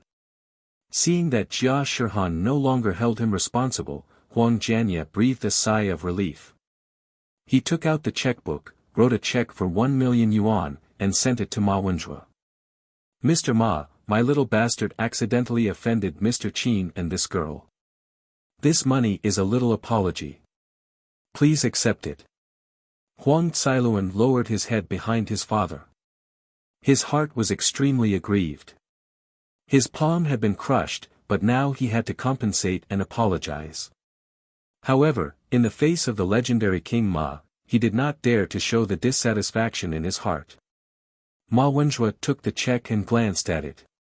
It was a check with a face value of 1 million yuan. He flicked it in his hand and said sarcastically, "Boss Huang, I heard that you are a big producer in Shanghai. You offended our boss and only took out such a small amount of money. Aren't you too stingy?" This, Huang Jianye was originally a miser. He saw that Qin Haodong and Jia Shihan were dressed in ordinary clothes, so he thought that 1 million yuan was a lot. He did not expect to be pointed out in front of him. As if seeing through his thoughts, Ma Wenzhua said, "Boss Huang, it's because you have a lot of money, right? Let me tell you, a few days ago, our boss gave our employees benefits. Each person received 10 million yuan, including the sweeper of our daddy security company. Do you think you have the nerve to take out this 1 million yuan?" This, Huang Jianye's old face was embarrassed. He did not expect that the gentle and quiet young man in front of him would have such a large amount of money. 10 million yuan for each employee. How much money would that add up to? It would probably be more than 1 billion yuan, right? At this time, young Jinlong, who had been standing respectfully next to him, said, "Old Huang, you are really King stingy. Asking the boss to forgive you is already a great kindness. How could you take out such a small amount of money? Didn't you see what happened to Ho Qingzhu?" After hearing this, Huang Jianye suddenly realized his situation. If he was like Ho Qingzhu, then he would really be bankrupt. He quickly said, "Mr. Ma, you misunderstood. This 1 million yuan is just pocket money for Qin Qianqing. In addition, I also want to give Mr. Qin a house as an apology." Seeing his attitude, Ma Wenzhua nodded slightly, "Your idea is good. My boss has just arrived in Shanghai, so he really doesn't have a place to live. You have so many houses, so you must give him a decent house. If my boss is not satisfied, I will immediately ask someone to dismantle your real estate company. He was very clear about Huang Jianye's character. This guy usually made a lot of money, so it was right to cut him. No, the house given to Boss Qin must be the best. Huang Jianye wiped the cold sweat on his forehead and said, the best community of our real estate company is in Shanghai. I am going to give the best villa in Shanghai to Mr. Qin. Ma Wenjue looked at Qin Haodong and said, what do you think, boss? Are you satisfied with this house? Qin Haodong thought about it. He had just arrived in Shanghai, so he really didn't have a place to live. Moreover, Lin Momo and her daughter would come over after a period of time. Sooner or later, he would also buy a house. Now that this guy had sent it to him, it was just right. He said, how far is your house from the Shanghai Medical College? Huang Jianye said, not far. It's only a road away. Hearing this, Qin Haodong nodded and said, well, I'll take it. Seeing that the big boss was finally satisfied, Huang Jianye secretly breathed a sigh of relief. When Xiong Taijun had just demolished the house, he was a little behind Yang Jinlong and didn't get the plaque. He was afraid that Ma Wenjue would be dissatisfied with him, so he quickly seized the opportunity to please him and said, boss, do you have your ID? I still have some connections in the real estate bureau. I will help you with the real estate procedures now. Qin Haodong took out his ID card and threw it to him, saying, thank you for your hard work. Hearing this, Xiong Taijun was immediately overjoyed. As long as the boss of the boss was satisfied, his street racer gang could go further in Shanghai in the future. He turned around and said to Huang Jianye, what are you waiting for? Hurry up and get the real estate certificate for the boss. I'm leaving. Huang Jianye said as he was about to call his driver over. Xiong Taijun said, your car is too slow. Let's take our car. After that, he waved his hand and a street racer gang member immediately sent his Crown Prince motorcycle over. He got on the bike first, then turned around and shouted to Huang Jianye, get on. In a place with traffic jams like Shanghai, riding a motorcycle was indeed much faster than a car. Xiong Taijun's decision greatly improved efficiency. Wait a minute. Seeing that the limelight had been stolen by his companion, Yang Jinlong quickly said, Old Huang, where do you think the house is? I'll go and have a look now. If there's anything missing, I'll immediately make it up for Boss Qin. Huang Jianye said, it's the number 1 villa in the number 1 district of Shanghai. It's fully renovated. You just need to add some home appliances and daily necessities. After listening to his father, Huang Xiluan's heart suddenly twitched. This house was left by Huang Jianye for his marriage, but now it had been given away. However, there was no other way. Who told him to provoke someone he shouldn't have? Now that the matter had been resolved, he quietly returned to the hospital with his men. Xiong Taijun ran away with Huang Jianye and a dozen of his men. Qin Haodong turned his head and said to Jia Shihan, where do you live now? Jia Shihan said, I'm renting a house outside. With Ho Qingzhu and his wife's harshness, he believed that Jia Shihan's living environment would not be much better. Qin Haodong said, I have a house now. Why don't you move to my place? Jia Shihan's cheeks turned red and she said shyly, forget it. That's your house. It's not appropriate for me to live there. What's not appropriate? You heard it. It's a villa. There are enough rooms. You can choose any one. What did he want to say to Jia Shihan? He said again, it's not safe for you to live alone. It would not be good if this adulterous couple causes trouble for you again. Jia Shihan thought for a moment, nodded, and said, well, I've troubled you. It's no trouble at all. It's such a big house. It's empty even if I live alone. Qin Haodong said, is there anything else you want to take from the house you rented? Jia Shihan said, I have to go. My clothes are all there. Well, let's go and get them now. Jia Shihan nodded. Thank you.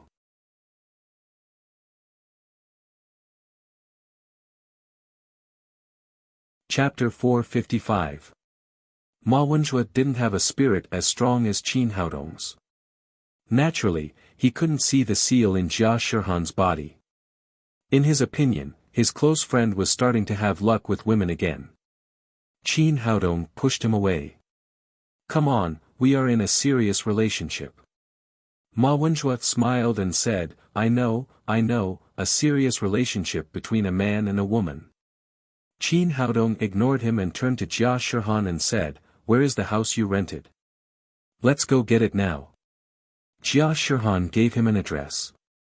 Qin Haodong had just arrived in Shanghai, so he was not familiar with this place. Yang Jinlong quickly said, I know where it is. It's really a coincidence. It's near the suite that Huang Jianye gave you.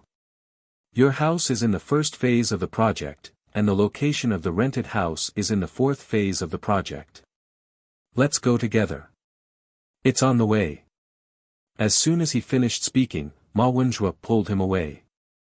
What do you mean on the way? We're going to look at the house, and they're going to get their things. We're not on the way. Let's go first. After that, he pulled Yang Jinlong up and got into the car. His men followed behind and ran away. What the f***ck? Although Qin Haodong knew that Ma Wenjue wanted to create an opportunity for him, he should at least leave a car for him.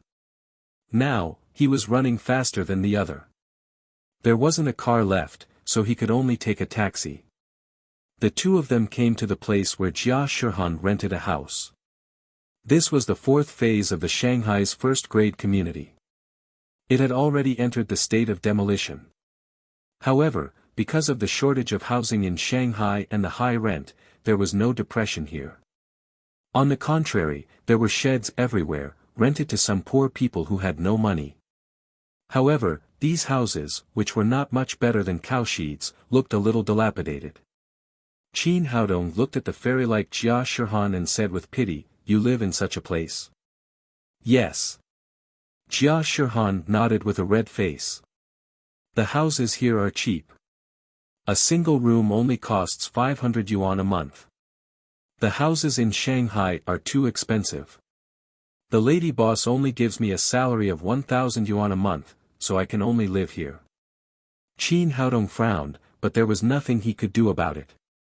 You know, in big cities like the capital and Shanghai, many so-called job-hunting apartments are ordinary three-bedroom apartments with a dozen bunk beds and dozens of people living in them. A bed costs 1,800 yuan a month. Nowadays, in an economic center like Shanghai, what could one do with 1,000 yuan a month? If she hadn't worked in the tea house, Jia Shihan would have starved. She could imagine what the single room she mentioned would look like. This Zhu Dongmei was really ruthless. Jia Shihan helped her attract so many customers and earn so much money. On the contrary, she gave her such a low salary. It was really too much. He said, with your qualifications, it should be easy to find a job in Shanghai.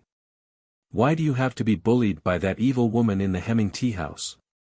Indeed, with Jia Shihan's personal conditions and musical attainments, as long as she had a good channel, it would not be difficult to find a job in Shanghai that paid tens of thousands of yuan a month. Jia Shihan said with some embarrassment, when I first arrived in Shanghai, I didn't know anything. When I was on the mountain with my master, 1,000 yuan was a large sum of money. It could buy a lot of things, so when the lady boss said 1,000 yuan a month, I agreed. The lady boss also told me that as long as I signed a long-term contract with her, she would increase my salary every month in the future, so I signed with her. In the future, not only did she not increase my salary, but she also didn't let me leave. Speaking of this, she sighed. I didn't expect the prices here in Shanghai to be so expensive. 1,000 yuan is not much more than a beggar. I can't even rent a decent house. Qin Haodong thought to himself, can the prices here be compared with those in the mountains? The difference is dozens or even hundreds of times. Zhu Dongmei must have seen that Jia Shihan came from the mountains. She took advantage of her simplicity and kindness to sign the contract at an ultra-low price of 1,000 yuan a month. She even signed it for 3 years. While talking, the two of them came to the single room that Jia Shihan had mentioned. Although Qin Haodong was mentally prepared, it seemed to be much worse than he had expected. It couldn't be called a single room. At most, it was a makeshift house made of wood. Except for a bed, the rest of the space was very limited. Moreover, the lifting frame of this house was very low, about 2 meters. It was easy for taller people to hit their heads. However, although the room was small, Jia Shihan kept it extremely clean, almost spotless. There was also a pot of small flowers on the narrow windowsill. At this time, they were facing the morning sun and spreading their branches and leaves, exuding their own beauty. The room was too small. After the two of them entered the room, the narrow space was almost full. Jia Shihan said politely, "Sit down for a while. I'll pour you a glass of water." Qin Haodong shook his head. "Forget it. You pack up your things. Let's leave quickly." Jia Shihan nodded and pulled out a suitcase from under the bed. She put all the clothes and toiletries she carried with her into the suitcase. A chest and a zither. That was all she had. "Let's go," Qin Haodong said as he took the lead to walk out of the room. In such a narrow space, it was indeed a little stuffy. The two of them went out the door and were about to leave with their suitcases when they suddenly heard someone say, "Shihan, where are you going?" Qin Haodong turned his head and saw a middle-aged man in his 40s or 50s coming over. This guy was wearing a set of silk pajamas and waving a cattail leaf fan in his hand. He was born with a hooked nose and triangular eyes. At first glance, one could tell that he was not a good person. He was the landlord here, Li Hui.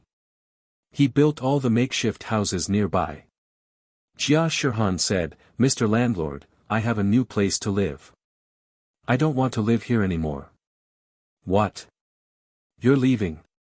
Li Hui narrowed his triangular eyes and said, "It doesn't matter if you want to leave, but we agreed before that no matter how long you live, you have to pay a year's rent. Now you've only paid for half a year.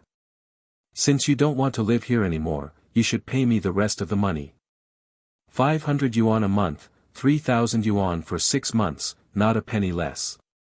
Jia Shihan said, "Mr. Landlord, why are you so unreasonable? We said before that we wanted to rent a house for a year, but we didn't say that we had to pay for it." Li Hui was treacherous. He smiled and said, "Really? I may have forgotten that, but this is the rule I set. Anyone who rents a house here must abide by it, and you are the same." Jia Shihan said angrily, "You're being unreasonable. I only lived here for 3 months and paid you half a year's rent. I don't want it for 3 months. What else do you want?" Li Hui's face darkened and said, "Do you poor people from other places understand the rules? It's natural to pay for renting a house. You should pay for living in my house. If you don't pay a year's rent, don't even think about leaving today." Jia Shihan said angrily, "I should pay for renting a house, but I only lived here for 3 months. Why should I pay you a year's rent?" "Why? Because the house here is mine." Li Hui said with an arrogant face, "Let me tell you, little girl. I can rent a house here, so I have a background. The boss of the street racer gang is my sworn brother. If you know what's good for you, pay the money. Otherwise, you can't afford the consequences."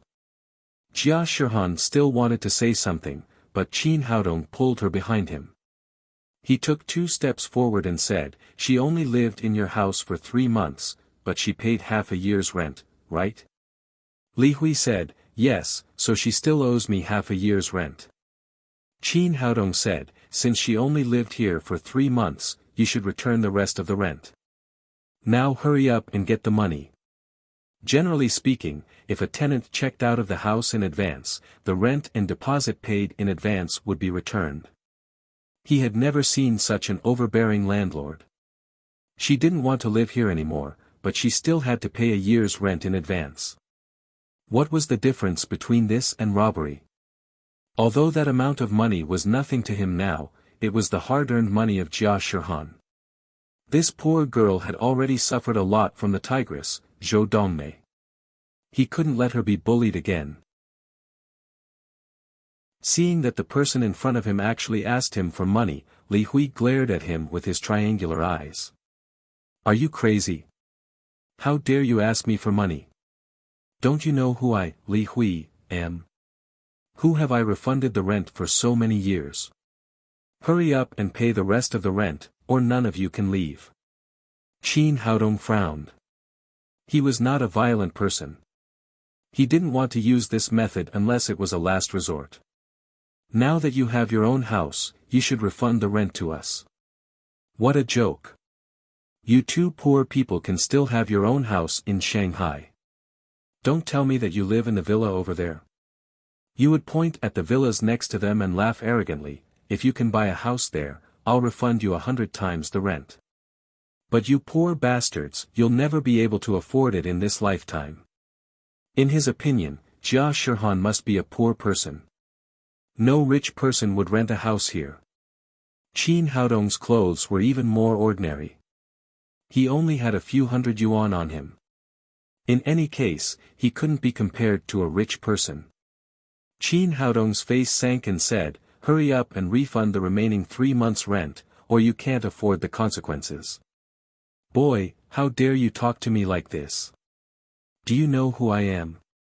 I am the sworn brother of the biker gang's boss. When my brother comes, I will skin you alive. Li Hui was talking with his saliva flying everywhere when suddenly a roar of motors came. More than a dozen motorcycles drove over quickly with a burst of smoke and dust. The leader was a Crown Prince motorcycle, and the person sitting on it was the boss of the biker gang, Xiong Taijun. When Li Hui saw those motorcycles, he immediately shouted arrogantly, Boy, did you see that? My brother is here. You are in big trouble now. He did have a little relationship with Xiong Taijun, but they were not sworn brothers like he said. They were relatives who had nothing to do with each other.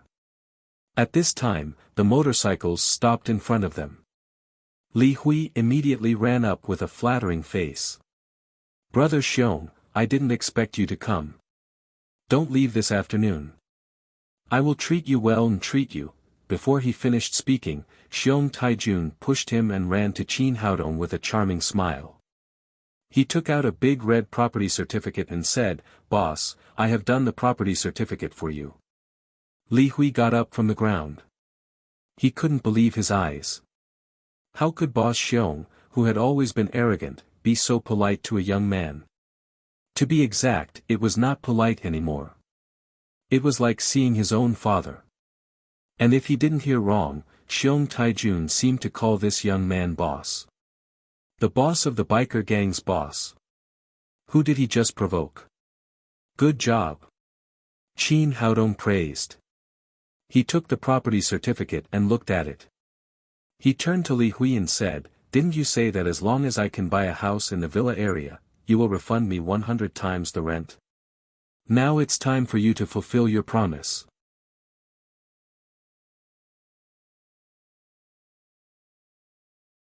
After the matter was settled, Qin Haodong took the Crown Prince motorcycle from Xiong Taijun and rushed to his new house with Jia Shihan.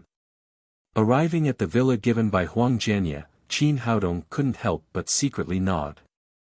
After all, it was a big city like Shanghai. The villa was even better than his in Jiangnan City.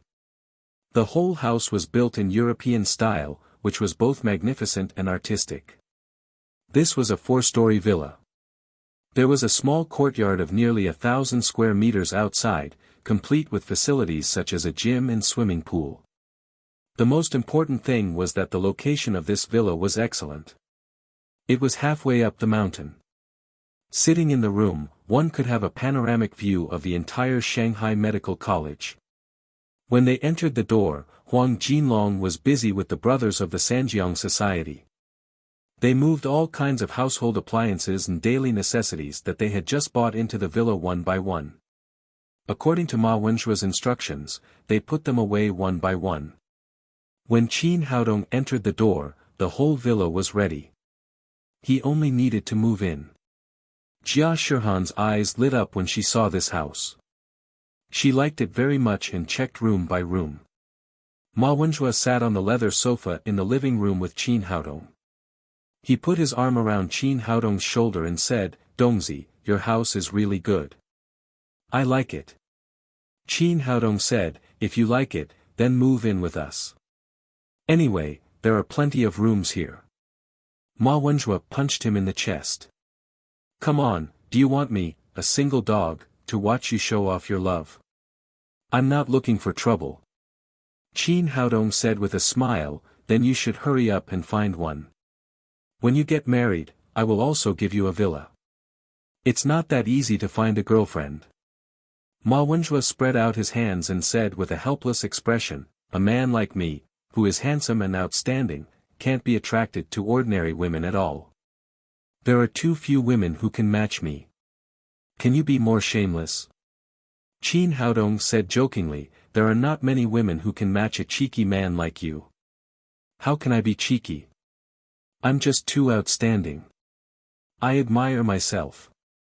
Ma Wenjua puffed up his chest and said, "You don't need to say that I'm handsome. If being handsome is a sin, then I'm the most sinful kind. Let's talk about ability. I am the owner of the Kailan Holy Body, a rare martial arts genius. Although I have only been practicing martial arts for less than 2 months, I have now reached the half-step to the Supreme Power Realm." He looked at Qin Haodong with a smirk. "What do you think, Dongzi? Did you hear me clearly? I am now a half-step to the Supreme Power Realm. Are you jealous? Are you jealous? But I'm so outstanding. You can't learn this kind of talent. It's useless to be jealous." Qin Haodong was slightly stunned. He really didn't notice it before.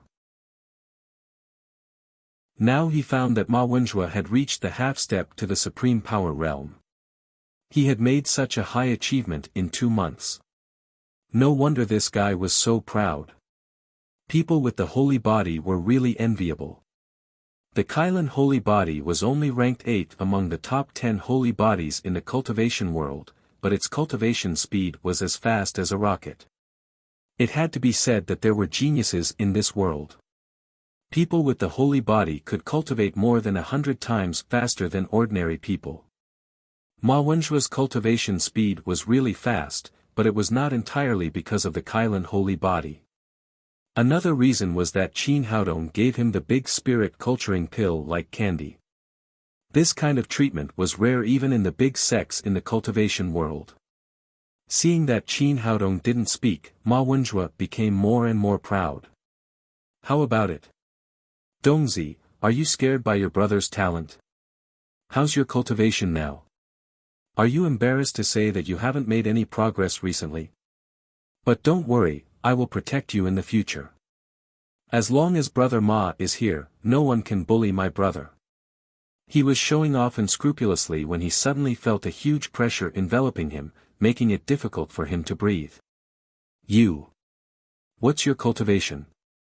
Have you entered the Supreme Power Realm?" Ma Wenjua looked at Qin Haodong in horror. Ever since his cultivation had entered the realm of half a step to the Supreme Power Realm, he had never met a worthy opponent in Shanghai. He originally wanted to show off to his good brother, but who would have thought that Qin Haodong would not even need to make a move. Qin Haodong had suppressed him with his coercion alone. Qin Haodong stretched out his hand and patted Ma Wenjua's cheek. "My cultivation is not very high. I'm only a level 3 Supreme Power Realm. A half step to the Supreme Power Realm like you can kill more than 100 people with one slap." Although having a holy body was enviable, he didn't want his brother to be too proud and delay the progress of his cultivation. Therefore, he showed his cultivation and suppressed Ma Wenjua's momentum. Ma Wenjua came back to his senses. The pride on his face had already disappeared. He said angrily, This is too infuriating. How did you cultivate so quickly? Did you secretly eat the old lord's elixir? Qin Haodong said with a smile, You can't blame me. You're too stupid. Now, not only have I reached the third level of the Supreme Power Realm, but Xiaoxian and Momo are also at the third level of the Supreme Power Realm. So you have to hurry up and don't fall too far behind. What? How is that possible? Ma Wenjue's face was full of disbelief. He could understand if Hu Xiaoxian had reached the third level of the Supreme Power Realm, but Lin Momo was an ordinary person who didn't know martial arts. How could she improve so much all of a sudden? He said, Dongzi, even if you want to attack me, you don't have to lie. How could Momo reach the third level of the Supreme Power Realm? Qin Haodong said, Forget it if you don't believe me. When Momo comes to Shanghai in a few days, you can try it with her. You'll suffer at that time. Seeing that he was serious, Ma Wenjue asked again, Is what you said true? Of course it's true. Do I need to lie about this kind of thing? Ma Wenjue's face was full of disappointment. This was too much of a blow. Originally, he thought that when he reached the half-step to the Supreme Power Realm, he would be able to look down on the entire Daddy Security Company. He didn't expect that not only would he lose to Qin Haodong, but even Lin Momo would surpass him. After a moment of disappointment, he suddenly jumped up and pressed Qin Haodong down on the sofa. He pinched Qin Haodong's neck and said, Dongzi, we're good friends. How dare you hide the elixir from me? You're putting love before friendship. Hurry up and take out the elixir. In his opinion, the reason why Lin Momo could improve so fast must be that Qin Haodong had refined a new elixir. Otherwise, there was no other explanation. Qin Haodong pushed him away and said, Come on, there's no elixir in this world. You're just talking nonsense. Ma Wenjue put his arm around Qin Haodong's shoulder with a flattering face and said, Dongzi, don't lie to me. Without the elixir, how could Momo suddenly become a level 3 Supreme Power Master from an ordinary person? You must have refined another good elixir. Hurry up and give me one. You can't be stingy. We're brothers. Qin Haodong had no choice but to say, There's really no elixir. I used a secret method to help Momo and Xiaoxian improve their cultivation. After listening to him, Ma Wenjue did not give up. On the contrary, his eyes became brighter and brighter. I was wondering how they could improve so fast. In terms of qualifications, they are definitely not as good as my Kailan holy body. It must be you who helped them. He grabbed Qin Haodong's arm and said, I don't care. Anyway, you can't abandon your brothers and women. Hurry up and help me improve. Seeing Ma Wenjue's face that was almost drooling, Qin Haodong couldn't help but feel a chill. He pushed him away and said, No, you absolutely can't. Ma Wenjue said angrily, You're such a heartless guy. If they can do it, why can't I? Then he pounced on Qin Haodong again and the two of them rolled on the sofa. At this moment, a voice came from the door behind them, What are you doing? Qin Haodong pushed Ma Wenjue out. When he saw Jia Shihan's strange expression, he was annoyed. Could it be that this girl misunderstood that he had a special hobby? He said awkwardly, Don't get me wrong. We're just joking.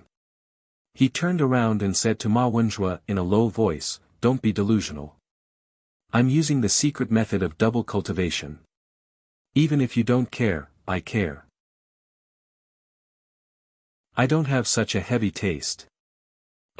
Ma Wenjue's face instantly darkened. Of course, he couldn't use the secret method of double cultivation. However, he still said unwillingly, I know you have a lot of skills. Can't you think of another secret method, for example, the one suitable for men?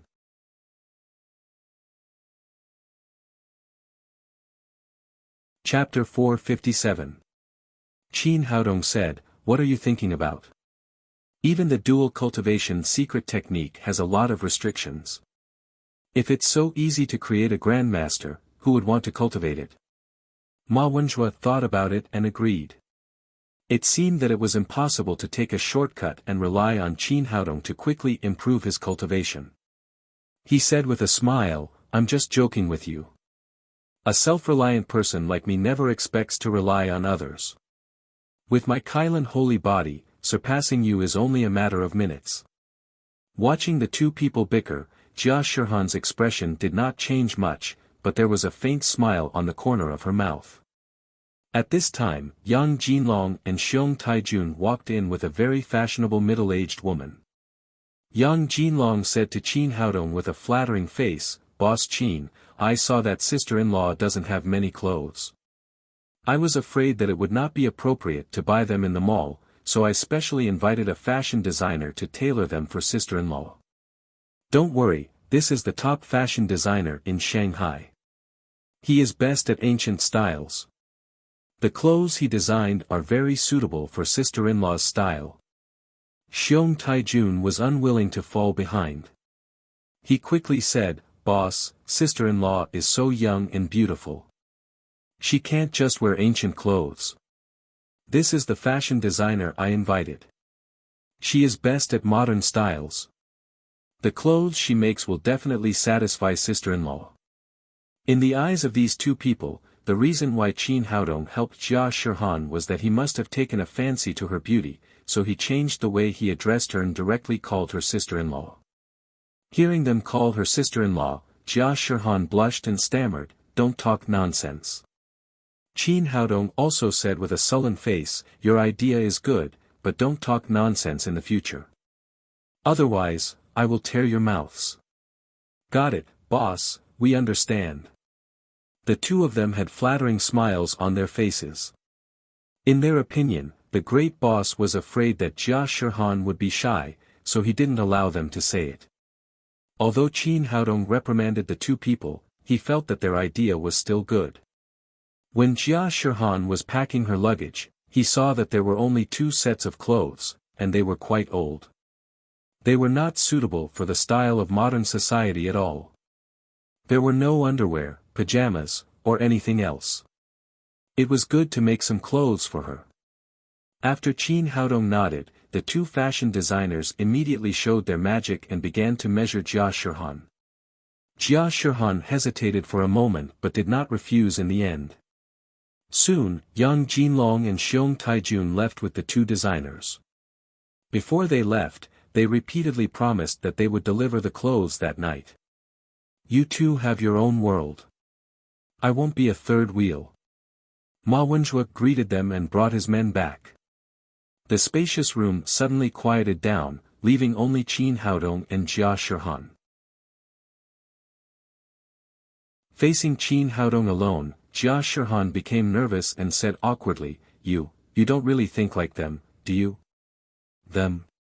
Qin Haodong reacted for a moment and understood what Jia Shihan meant. He smiled and said, "Don't worry about this. Not only do I have girlfriends, but I also have more than one. I definitely don't have any other thoughts about you."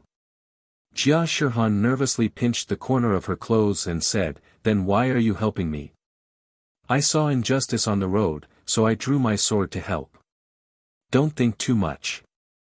This matter is very simple for me." Looking at Qin Haodong's clear eyes without any impurities, Jia Shihan was relieved and said gratefully, "Thank you for saving me. Apart from master, you are the person who treats me the best." Qin Haodong said, "It doesn't matter. It's not a big deal."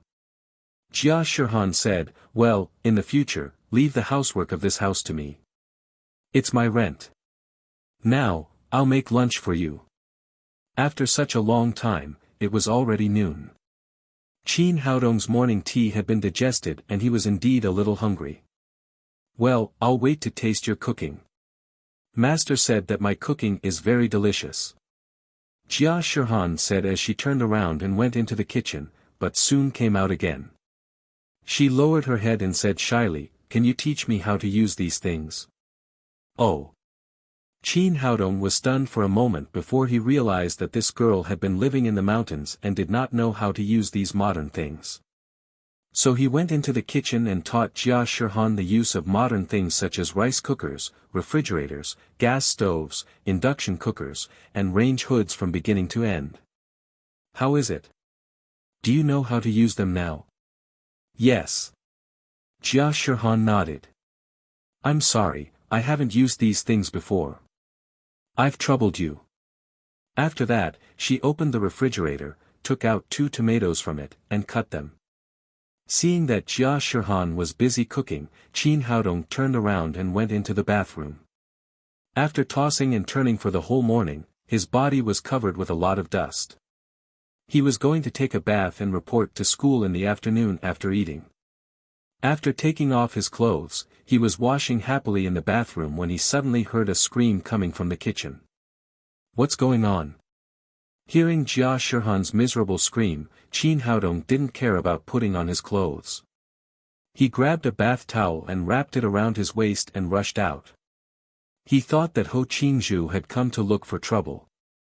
When he rushed to the kitchen, he found that Jia Shirhan's body was on fire.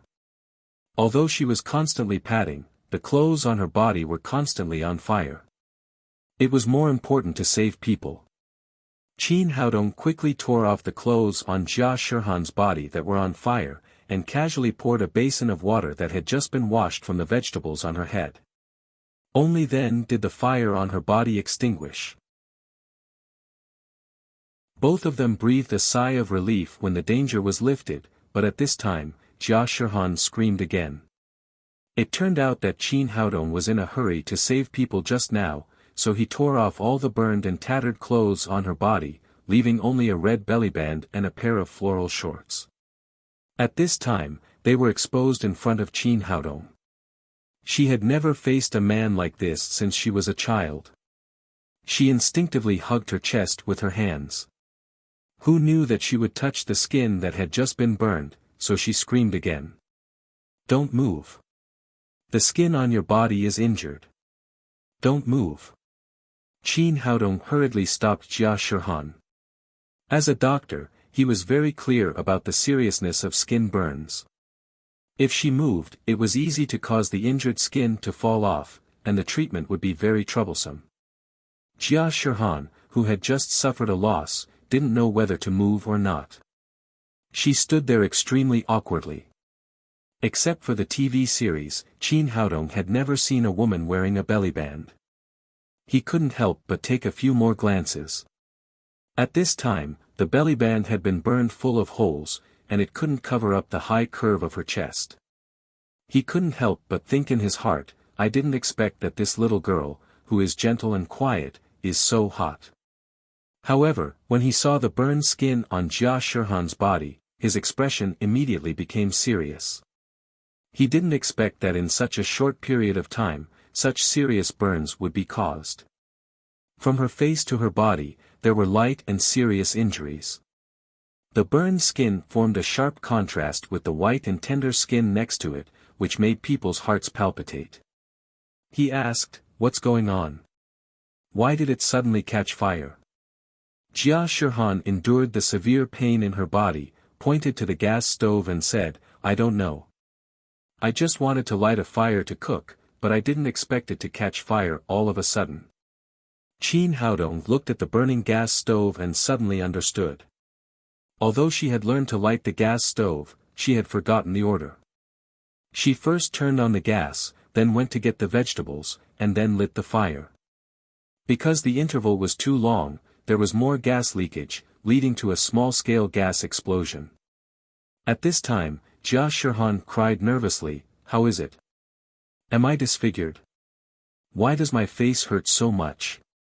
Although there were several serious burns on her body, as a woman, she was most concerned about her appearance. "Don't worry, it's okay. I'm a doctor. I'll cure you soon." After Qin Haodong finished speaking, he turned off the gas stove and returned to the living room with Jia Shirhan. "There are too many burns on your body. Don't move around. Just stand like this. I'll come back to treat you when I'm ready." After Qin Haodong told Jia Shirhan, he took hot water, towels, scissors, and other items. He also took out a bottle of burn ointment from the divine ring. This bottle of burn ointment was originally prepared for the little fellow. It used a unique formula of the cultivation world and many precious medicinal materials. It had a magical effect on treating burns. Jia Shihan saw him take out the ointment and said, "My face, you must cure my face first. It doesn't matter. Your burns are not too serious. They can be cured."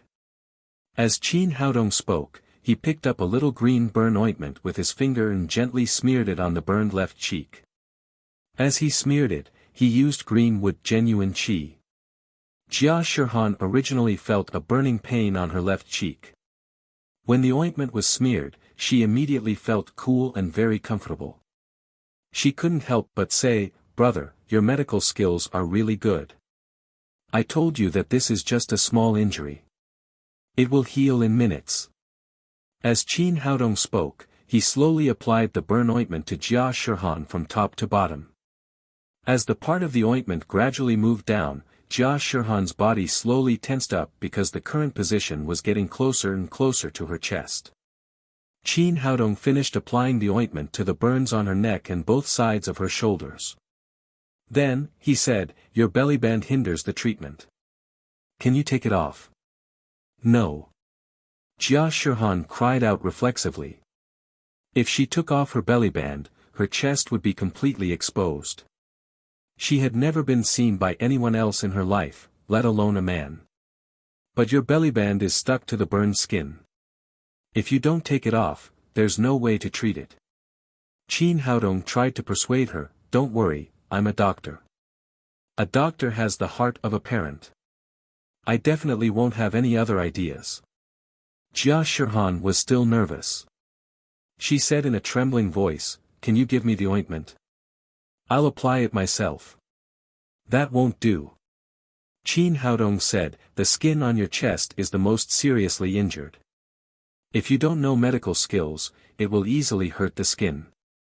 At that time, it will aggravate the injury." There was one thing he hadn't explained. This ointment had to be combined with green wood genuine qi to achieve the best effect. Although ordinary people could also use it to cure burns, the effect would be greatly reduced, and the healing time of the skin would be greatly extended. But, although she knew that this was needed for treatment, Jia Shihan still couldn't calmly expose her body. Under the tension, the skin all over her body turned red. Qin Haodong saw that the little girl was so futile and said helplessly, "Well, you can close your eyes and treat me as a woman." "Oh. Okay then." Jia Shihan seemed to have found a way to avoid shyness and closed her eyes cooperatively. "That works?" Qin Haodong was amused. Originally, he just said it casually. He didn't expect the innocent little girl to really listen to him. What was the use of closing her eyes? Her eyes were not closed. Was this the legendary, deceiving oneself while stealing a bell?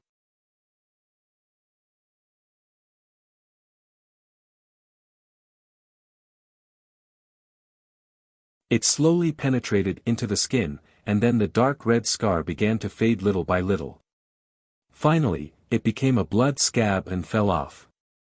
Qin Haodong took a hot towel and wiped Jia Shihan's cheeks clean. Then, he said, "What do you think? Are you satisfied?" Jia Shihan ran in front of the mirror again and suddenly opened her mouth in surprise. The hideous scar on her face had now become white and tender skin. It was no different from the skin on other parts of her body. There was no trace of injury at all. Even the two small lumps from before had disappeared. After the shock, joy followed. After the joy, he realized that his upper body was naked, and he hurriedly raised his hands to cover his chest. Qin Haodong laughed and said, "What? Do you only need to remove the scars on your face? You don't care about your body?" Of course, Jia Shihan wouldn't. She was a girl who pursued perfection and cared about every inch of her skin. Although she was very shy, she still walked in front of Qin Haodong, slowly put down her hands, and let him apply the ointment on her again. In order to make herself feel better, she once again used the art of deceiving herself and closed her eyes again. However, the burns on her body had been completely healed, and her skin had regained its sensitivity. Every time Qin Haodong's fingers touched her skin, she still felt a burst of heat. This strange feeling made her cheeks swell. It was so red that it seemed as if blood was about to drip out. She didn't know how long she had been suffering in this strange torment. She felt a warm feeling on her body again. It was Qin Haodong who used a hot towel to help her wipe off the blood scabs that had fallen off her body. Okay, the treatment is complete. After Qin Haodong finished speaking, he put away the ointment again. When he looked up at Jia Shihan again, he immediately had a completely different feeling. Due to the burns just now, Jia Shihan's skin looked extremely ferocious, which greatly weakened her beauty. In addition, out of a doctor's instinct, he didn't think too much even when facing the naked upper body during treatment. But at this time, it was completely different. The burns on Jia Shihan's body had been completely healed. Her skin that was exposed to the air was smooth, white, and tender. Even the legendary jade person was nothing more than this. In particular, the two beauties in front of her chest had been restored to their former glory. This infinite beauty had infinite lethality for a normal man. Qin Haodong ran out of the bathroom and had been busy treating Jia Shihan's injuries. He only had a bath towel wrapped around his waist. It was fine just now, but now that he saw such a scene, he immediately had a reaction. The bath towel under his lower abdomen bulged. At this time, Jia Shihan also opened her eyes. When she saw that the skin on her body had completely recovered, she suddenly felt extremely shy. She wanted to find something to cover her chest, but her clothes had been torn in the kitchen, and there was nothing useful in the living room. In a hurry, she could only use her hands to cover her chest again. However, this half-covered feeling undoubtedly added a hint of temptation in the eyes of a man. Jia Shihan also seemed to see Qin Haodong's situation. He had a strong body, solid abdominal muscles, and his whole body exuded the smell of a man. This was the first time she had looked at a man's body like this. She was both shy and curious. Suddenly, she found that the position of Qin Haodong's waist was a little wrong. She asked unexpectedly, "Little brother, what are you putting here? Why is it so high?" If it was any girl in modern society, she would never ask such an idiotic question. However, Jia Shihan grew up in the mountains. In her life, there were only two women, her and her master. She had never seen other men, nor had she watched porn or anything like that. Therefore, her question was very simple, just out of curiosity. However, this question almost made Qin Haodong collapse. At this time, something that made him collapse even more happened. Under the continuous protest of the second in command, the originally loose bath towel was taken off all of a sudden. In other words, he had now become a pure naked man, and it was the kind of man under special circumstances. Although Jia Shihan was simple, she was not a fool. However, after seeing the scene in front of her, how could she not understand what was going on? She was stunned at first, and then she let out a sharp scream. Qin Haodong was so embarrassed that he almost died. He protected the second in command with one hand and protected his back with the other. He rushed into the bathroom in a panic. After turning on the cold water shower in the bathroom for a long time, he slowly regained his calm, and the second in command finally calmed down. Shameful, it's really shameful. As a dignified immortal emperor, he actually did such a shameful thing. Thinking about it made him feel embarrassed. However, he couldn't hide here all the time. He dried his body, changed into a set of clothes, and walked out of the bathroom. When he came to the hall, Jia Shihan had already changed into another set of clothes and stood there quietly. The blush on her cheeks had not yet faded. This was the first time she had seen what a man's thing looked like since she was a child. This was originally an extremely shameful thing.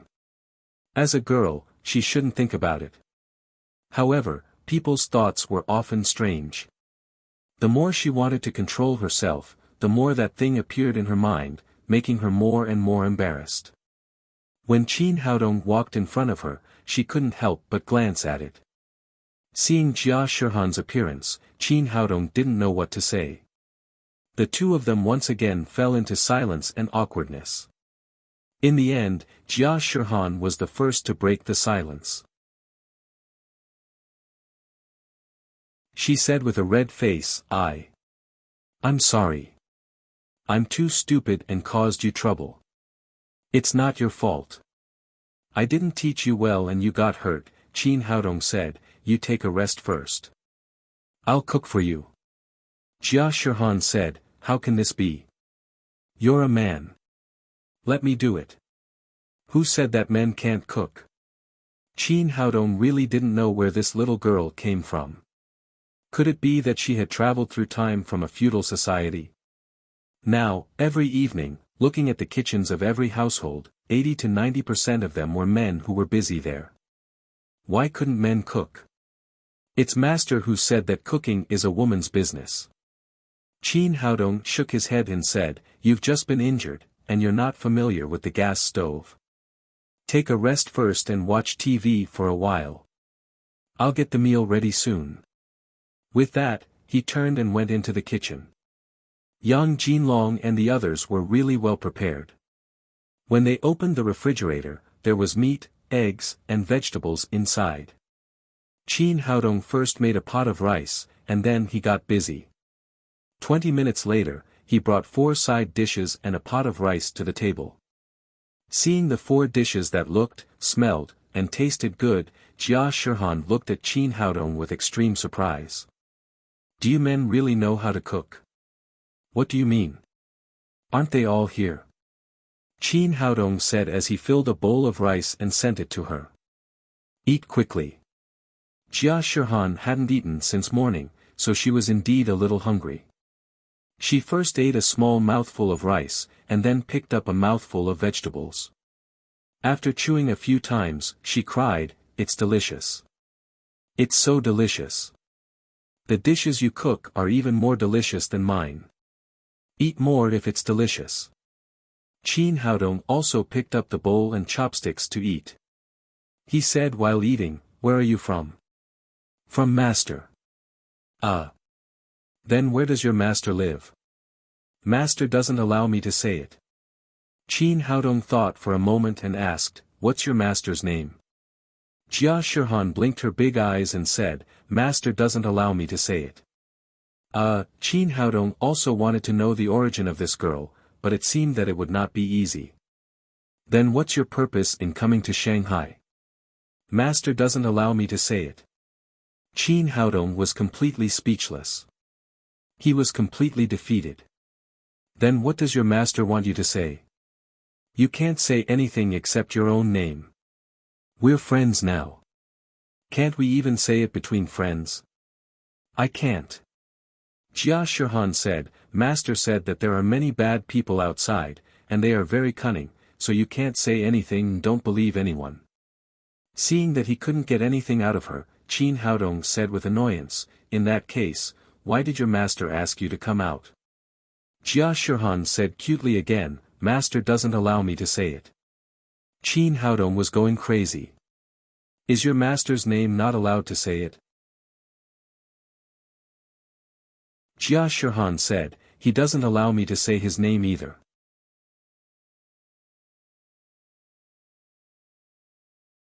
Chapter 459. Qin Haodong was completely defeated. He thought for a moment and said, I'll guess. If I'm right, you nod. If I'm wrong, you shake your head. You don't have to say it, and it doesn't violate your master's rules. Is that okay? Jia Shihan thought about it. It seemed that there was no problem, so she nodded and agreed. Qin Haodong was secretly amused. This girl was too gullible. No wonder she signed a 3-year contract with Zhu Dongmei. He said, you used to be a warrior, right? Jia Shihan first nodded, then asked with a surprised face, how did you know? I guessed it. My guesses are very accurate. Qin Haodong smiled and said, did your master ask you to come to Shanghai to find someone? Jia Shihan shook her head. No. Then it must be related to the seal in your body. This time, she put down the bowl and chopsticks in surprise and asked with a shocked face, how did you know this? I'm a doctor. I saw it when I treated you just now, Qin Haodong said, how is it? Am I right? Jia Shihan hesitated for a moment, but finally nodded. Qin Haodong asked curiously, how did the seal in your body come about? Was it placed by the enemy? Jia Shihan shook her head. No. Then it must have been your master. This kind of question was easy to guess. Since it was not the enemy, it must have been her master. Sure enough, Jia Shihan nodded. Why did your master put a seal on you? Did you make a mistake? No. Then did you break the rules and want to elope with someone else? Jia Shihan said with a red face, what? It's so unpleasant to hear. I've been with my master on the mountain. There are no other men at all. How could I elope? Besides, I'm not that kind of person. Qin Haodong scratched his head. This reason was really not easy to guess. He asked again, what level of cultivation did you reach before you were sealed? Were you a covert power warrior? Jia Shihan shook her head. Qin Haodong also felt that his question was too low level. With the power of the seal, she should at least be a supreme power master. He asked again, then you must be a supreme power master. Unexpectedly, Jia Shihan still shook her head. Qin Haodong asked in surprise, no way. Have you entered the Saint Realm? Jia Shihan shook her head again. Actually, I don't know either. Anyway, I've been cultivating with Master since I was young. I don't know what level I'm at, let alone what you're talking about. Holy sh*t, he even brought this. At this time, Qin Haodong was full of curiosity about Jia Shihan's master. He taught her martial arts and didn't tell her his level. He was really a weirdo. He asked again, can I see your seal? Maybe I can untie it for you. Jia Shihan shook her head, no, master said that I can only rely on myself to unlock this seal. If others help me, they will only harm me. Hearing what she said, Qin Haodong could only give up the idea. After that, the two of them chatted as they ate. He couldn't get too much information by just guessing, so that was all he could ask. After dinner, Qin Haodong asked, what do you usually do? Jia Shihan said, play the zither. And then? Isn't there any other entertainment? Jia Shihan thought for a moment and asked, does eating and sleeping count? Qin Haodong was speechless. You don't do anything else besides this? Jia Shihan said, I used to practice martial arts, but now that my cultivation is sealed, I can only play the zither. You can't do this. You will be out of touch with society. Qin Haodong said, I'll go to school later. You should also go out for a walk. As a person, you should always be in touch with society. Jia Shihan shook her head and said, I won't go. I feel that they are all bad people. Qin Haodong said, it's not as serious as you said. In fact, there are still many good people in this society. How about this? There are no fruits at home. Later, you go out and buy some fruits and walk around. He did this because he wanted Jia Shihan to exercise more and let the girl who came out of the mountains mature as soon as possible. Jia Shihan hesitated for a moment and said, well, I'll listen to you. Qin Haodong took out a stack of bills from his pocket and handed them to her. He said, you can use this money first. It's our living expenses. Jia Shihan showed the bank card that Li Hui paid for and said, I have money here. You take it first. There are some small places where you can't use a bank card. After Qin Haodong said that, he gave the money to Jia Shihan and left the villa. He had to complete the registration today. Tomorrow, he would carry out the bodyguard task. Today was the day when the freshmen of Shanghai Medical College would register. Since the morning, there had been a sea of people here and it was very lively. Many seniors had put on volunteer clothes and were here to serve the freshmen. Although they were volunteers, in fact, most of the people who came out to help were single dogs with ideas. They wanted to see if there were any high-quality junior sisters who would come to register this year, so that they could get close to them first and solve the problem of being single as soon as possible. Because of this, whenever a female student with a little bit of beauty came here to report, there would immediately be a few volunteers rushing up to her. They carried their luggage and acted as guides. They were extremely enthusiastic. On the contrary, when the male students came here, it was much quieter. Those single dogs in volunteer clothes pretended not to see them, and their eyes were still wandering around the girls. Under an old locust tree, two volunteers, one tall and one short, were chatting. The tall one was called Zhong Angua, a third-year student. He was 195 meters tall and was the captain of the school basketball team. This guy was not only tall, but also a little handsome. His family conditions were good, so he could be regarded as a famous school hunk in the school. Over the years, with his outstanding appearance and the gold-lettered name of the basketball captain, he had played with a lot of girls. He changed girlfriends faster than his clothes. The reason why he came here to volunteer today was to see if there were any good girls among the new girls. The small boy standing next to him was called Lu Wei, a guard of the school basketball team. He had been following Zhong Angua as a henchman and getting some food and drink. The two of them stood under the tree for a full hour, but they did not go over to help others. Zhong Angua spat fiercely to the side and said discontentedly, "Xiao Wei, why are all the freshmen who came to register this year like this? I looked at them for a long time, but none of them were pleasing to my eyes. Boss, your standards are too high." Lu Wei said with a smile on his face, "We came a little late today. I heard that there were a few very beautiful girls in the morning, but we didn't make it in time." Just as Zhong Angua was about to say something, his eyes suddenly lit up. Not far away, a very tall girl came over. There were many students coming and going, but this girl gave off the feeling of a crane in a flock of chickens. She was wearing a white shirt, and although it was tucked into a pair of jeans, her waist still looked extremely slender, and her chest was even more perky. She had delicate cheeks and a bouncing ponytail behind her head, giving off an unruly feeling. What a beauty! Let's go and have a look. After Zhong Angua finished speaking, he immediately hurried in the direction of the girl, for fear that she would be taken by others if he was a little late. Li Meiyu held the admission notice in one hand and dragged her suitcase slowly on the road. She didn't know what was wrong with her grandfather. Not only did he let her go to school in Wuxia, but he also chose a medical university and majored in traditional Chinese medicine. It was said that the master had told her that only here could she avoid the disaster of her life.